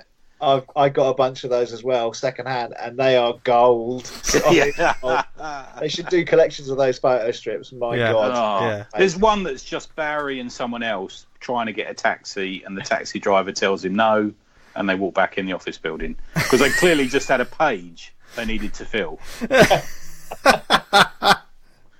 Oh, bloody hell. Sorry. Brilliant. Oh, God, yeah. In fact, Barry's really interactive. We had Barry Tomlinson on the show, and he was great, wasn't he, man? He talked so well about it. But he's actually quite interactive on Twitter and that. If you speak to him about stuff, he'll always reply. I remember was on he on that the Thrillcast as well, talking about Eagle editing? I think he might have been. I remember hearing that, being completely like just realising there was this whole other world that wasn't 2000 AD that, it was actually just as interesting in its funny way. I think I bumped into him. Sorry, I bumped into him because he was moving house because he lived near. Yeah. And he was moving house and he had a load of annuals. He said anyone who wants to collect them, they can come and collect them. And it was when we had that really bad snow a couple of years ago, and I sort of took my life in my hands and drove the 8 miles. And then literally filled my car up with annuals, which is still in my garage, and drove back again. Yeah, it was nice. Yeah, but he was a good guest. I got to say, he was all right. Yeah, brilliant. Yeah. And like that episode, I discovered that he sort of created Storm Force, which is Come on. That's one of my favourites of all time. But I will still never forget the time that I was reading Battle Action Force as a kid, and I was so excited. I loved it. And then obviously they lost the license, and it went to Marvel, and then they started doing the Marvel Action Force comics. But it used to be Battle and Action Force.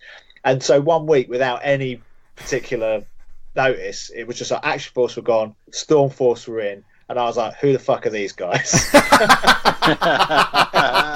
now I realise that Storm Force were obviously just the best. Oh, God, yeah, you look back on them now. And, Don't get him started, Dan. Oh, no, right, no, I could recommend them all day long. But I didn't I didn't so much read Turbo Jones, though, the strips.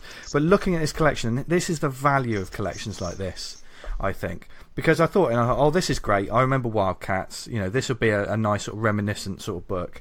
I picked it up, and all of a sudden, I'm looking at, the first 20 pages of it are all Ian Kennedy artwork.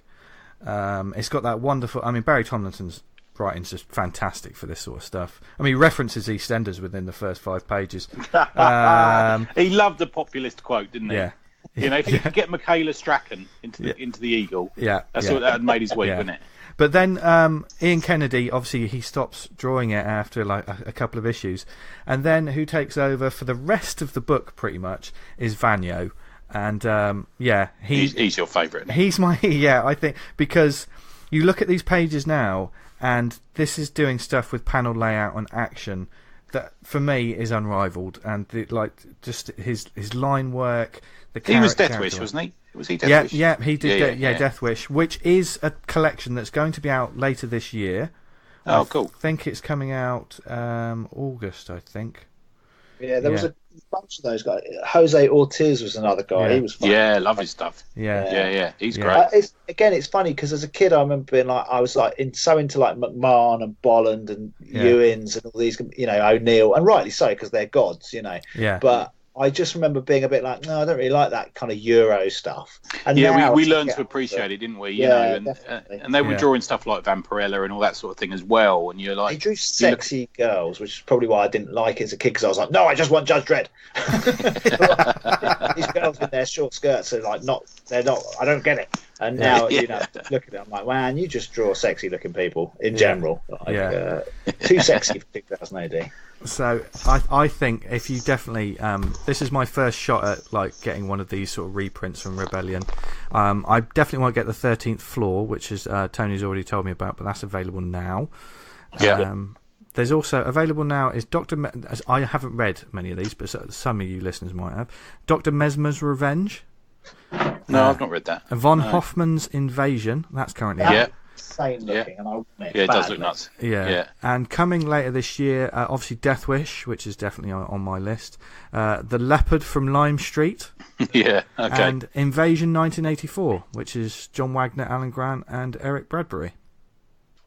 Cool. Have you heard that? Yeah. So but definitely Turbo Jones.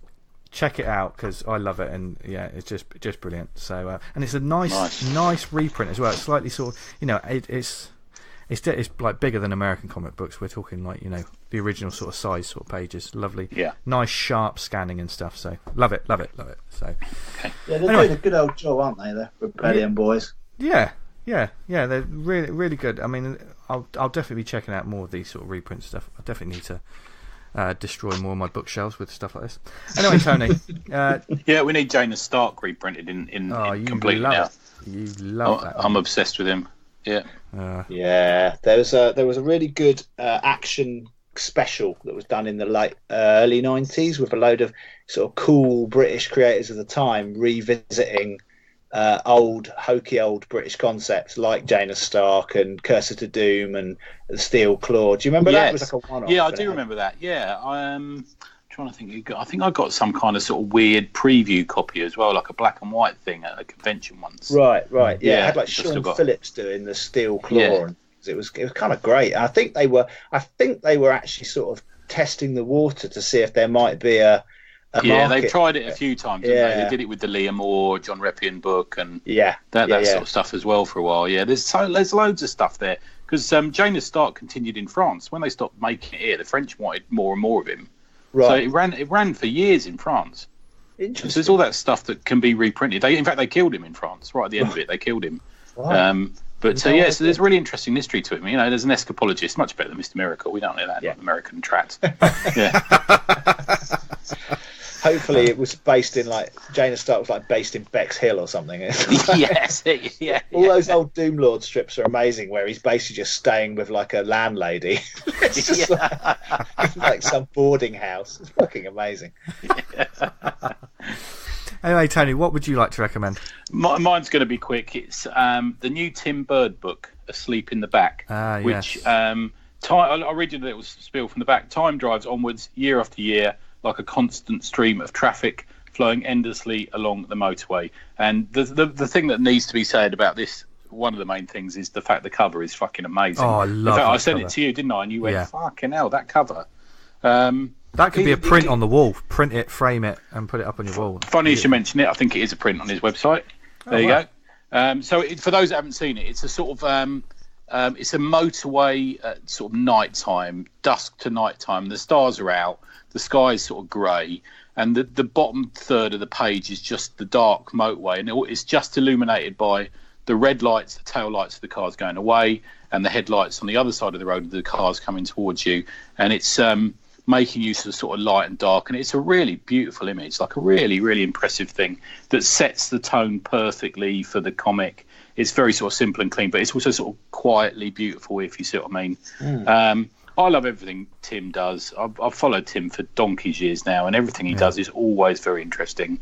I'll probably say that this is... Have you read any of his stuff, Dan? Or I'm trying to think. I sort of recognise the name. I'm just going to have a little nose. He did Grey Area. He did The Great North Wood. That they really does a lot of stuff with Avery Hill. Oh, okay. Yeah. The Great North Wood, I'm going to say, this is much simpler, almost like a bit of a sort of palate cleanser. I know that's a cliche thing that people would say, but it is a little bit from The Great North Wood, which is a great book, but it's not as complicated. It's much slower and almost briefer than that. And I know The Great North Wood made a lot of best-ofs last year, including us, didn't it? We really liked it as a book. But what he does in this is he combines two things. He combines the two of his sort of recurring things that he enjoys writing about. One is the old psychogeography, which is a sort of something I did an interview with him about 5 years ago, and we talked a lot about that. And he talks about the sort of study of the effects of the geography has on the people involved in it, and that's definitely a big theme with it. But he also does a very nicely done, and he does this a lot, he does a nice story about the relationships of the people and the fact that the memories of those times still play on his mind. There's often an element of sort of autobiography to his comics, and there really is in this one. So it starts off with a sort of gentle story of him as a kid with his sister, and they're sat in the back of the car and they visit their grandparents, and then they travel home. And it starts off with all the different sort of shapes of houses and the road layouts and the sort of overpasses that he just, when you drive home from a relative as a kid, you kind of memorise the roads, don't you? You know, Yeah. the days before sat navs and stuff, you just kind of know where you are all the time. And this sort of gentle drive back, and you see him obsessing, and his sister falls asleep. And so there's a couple of really lovely panels in it where Tim uses the old Red Sky at Night sort of thing, you know, where it's sort of dusk's almost nighttime, but the clouds are illuminated red, and it looks really, really gorgeous. There's the familiar landmarks that we see every day, like the motorway signs and stuff like that. But in this, because he's this kid sitting in the back of the car, it's almost got like a nostalgic value to it. The road, even just a road driving home, it's very strange. For the majority of it, he just sees the picture shows his view of the side of his father's head, where his father's just this good guy driving them home, getting them home. His sister's fallen asleep, and he stares out the window as a kid and sort of begins to daydream and floats above the motorway, and he's dreaming of flying and stuff like that. And then towards the end of the book, it's not a spoiler, it's a beautiful book, so buy it. But towards the end of the book, it switches, so he's the father and he's driving the family. And there's a really nice moment at the end of it where it sort of all gels and it all ends, and it's all tied up very nicely at the end there. It's just like a nice book. It's like a nice thing. Like he obviously loves his family, and it's sort of a book that will just. Somebody said to me recently, "Can you stop reviewing depressing books?" And I've realised the part which I'm glad I reviewed Skullfucker last week, because that was that sort of broke my record of depressing books, and I went straight back to this. It's not depressing, is it? It's just sort of heartwarming and quiet, It looks beautiful, actually. While you're talking, I just had a quick look, and that is a really beautiful image, and I do recognise his work. And also, I think that's such a potent idea, isn't it? That sleep in the back of the car, that feeling. It's such a thing. Great title as well, you know. It really is. Yeah. I'm going to check this out. His stuff looks great, actually. And I'm going to check this out. He's got a nice shop, very easy to use shop as well, which is good. Yeah, it is. Yeah, that's what I did. I bought them off there. Yeah, and he's got some nice prints. The Great North Woods, I definitely recommend to you. And Grey Area, you know, anything like that. They're all good. They're all good stuff. I do love Avery Hill generally, because they really value like good storytelling and good sort of clear, strong ideas, but in this very small kind of personal way. It's good. Yeah, and I like them because I also think, and we've had all of them on the show now, I think they're not up their own arse either. No, they're just nice guys and girls, and they're just friendly and, you know, personable, and I could talk to them all day, most of them. You know, it's good stuff. Good guys. It's funny. I think their logo tells a lot about them. It's such a charming logo of this guy climbing over a fence. It's just that's very them, isn't it? It's like, it is. And Avery Hill is an area in South East London where a couple of them grew up and all that sort of thing. And it's that's kind of cool. And every year they go from strength to strength. Every year they're putting out some amazing books. Plus, they've got your Tilly Waldens there, like the cash cow. Again, I'm sorry. Award-winning Walden. She's about 20, and she's already just such a fucking master of the arts. I'm just like, fuck you. Yeah. She's, in her early days, just before she won the award, I made that. We did an interview, didn't I, Vince? Do you remember? At Thought Bubble, and I made it's because she used to be almost like a pro ice skater, and I made a sort of sly joke about Blades of Glory, and she just gave me one of those sort of, oh Christ. You should have followed it up with a Tonya Harding anecdote. Well, I think I'd describe myself as Maxim Man of the Year. Yeah, something like that. God, I love Blades of Glory. Anyway. Yeah, I do as well. Yeah. But so if you go to www.timothybird.co.uk, you can buy all his stuff. There's a link to his shop. Or if you go to @T_J_bird on Twitter, you can discover a lot of his stuff. He just quietly puts out. He's nice, very thoughtful guy, Tim. Nice, thoughtful, friendly.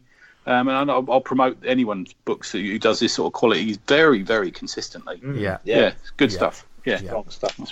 Well worth your time, as is all the books and comics we've talked about this week, namely from our guests. Thank you very much for joining us this week, thanks, Dan. Man. That's really good. Really enjoyed that, man. Yeah, it's been great. It's really been good. Thanks for having me on and letting me talk at length about my own stuff. It's always a pleasure. Well, you are welcome back anytime, and hopefully we'll see you at a show or somewhere in the or if we'll have to do a visit to Krypton Comics all together. A Jolly Boys outing to Krypton. Cheer him up. Absolutely. We'll get a smile on that face.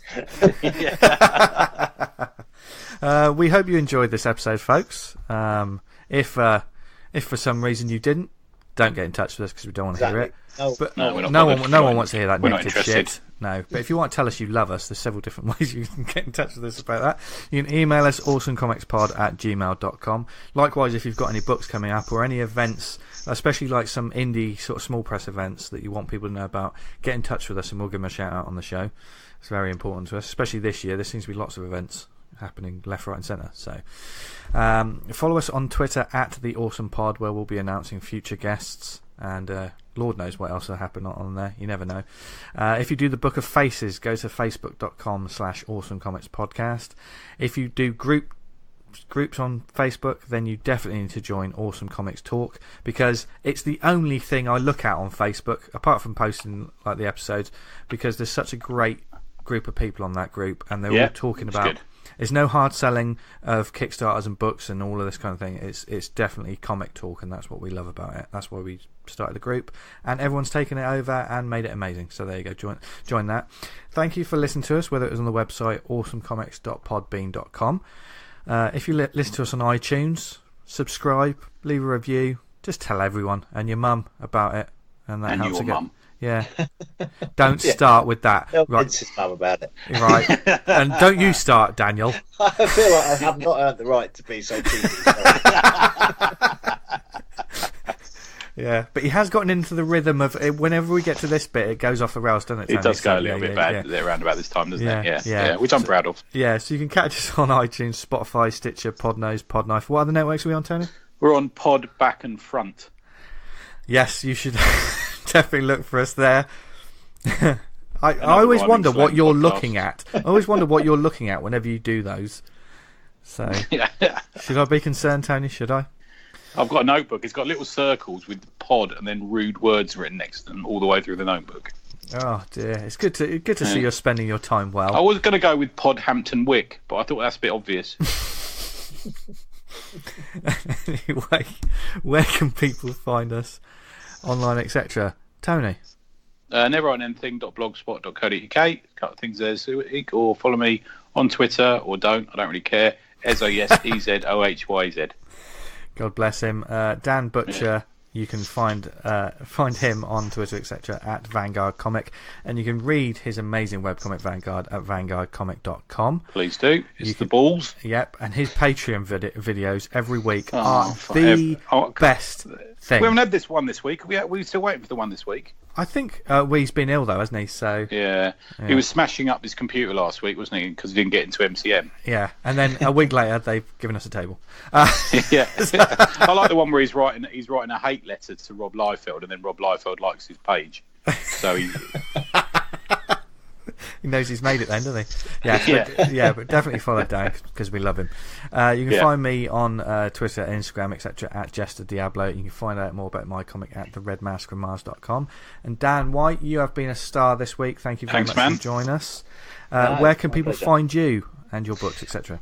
So you can follow me on Twitter. I'm @TheBeastMustDie. Because I've never met a stupid name that I don't like to apply to myself in a social media. Can I say, are you a big fan of the Hammer horror film The Beast Must Die? Because I love that film. Yeah, it'd be weird if I wasn't, wouldn't it? It would be very strange. To do with religion, actually, Vince. Let me get into this.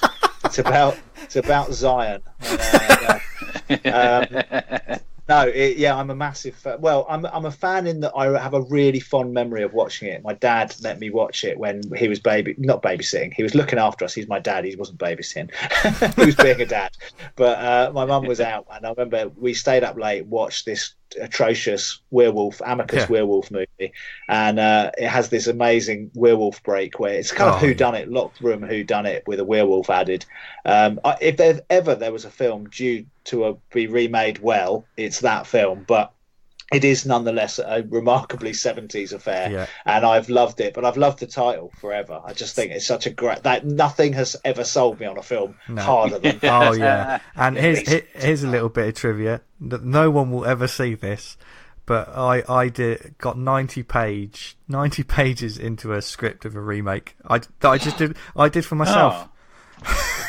I need the Dropbox link to that. Yeah. If you send me the Dropbox link to that, I will act it out. On No. YouTube.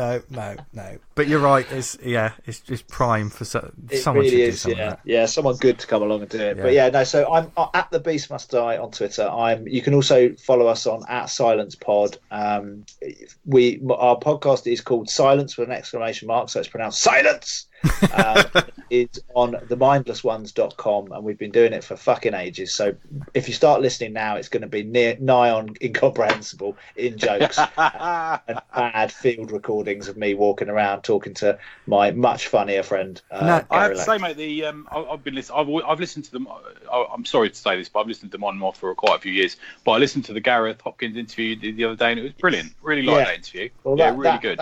That is Gareth Petrichor. His work, I really genuinely think, is an astonishing achievement, and I worry it won't get enough exposure. So anything we can do to help, really. Yeah, definitely.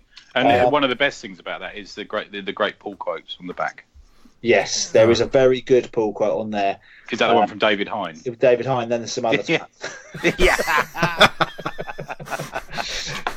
No, thank you very much for having me. It's been it's been good, man. Yeah, I really enjoyed that. Yeah, really good. Yeah, brilliant, Dan. Thank you very much. So we hope you enjoyed this episode. I would say normal service will resume, but it's a normal show. It's never normal, is it? Yeah, it's never normal. But hopefully Dan will be well enough and rejoin us this week. Yeah. That's Dan Butcher, not our... Yeah, no, I'm not coming back. Don't worry. He'll be back one day. Yeah, will be. Yeah, he's been marked now. Like. Yeah. I'm gonna hang about the Barbican and find you. That's my son works opposite the Barbican, so that's fine. I've got an excuse to be there. Exactly. Yeah, that's how we get them. Anyway, thank you for listening, everyone. Go forth, read loads of comics, and from Dan, Tony, and myself, have a brilliant week. And as always, you know what's coming, Tony. Oh no, you're gonna make me say it now again. Yes. What do our lovely listeners have to do? Stay fucking awesome. Yes! Almost 200 episodes, but finally I broke him. I tamed him like the wild horse he is. No, this is getting sexual. Yeah, it is a bit, isn't it? Let's finish it off the air. Bye, everyone. Bye. Bye.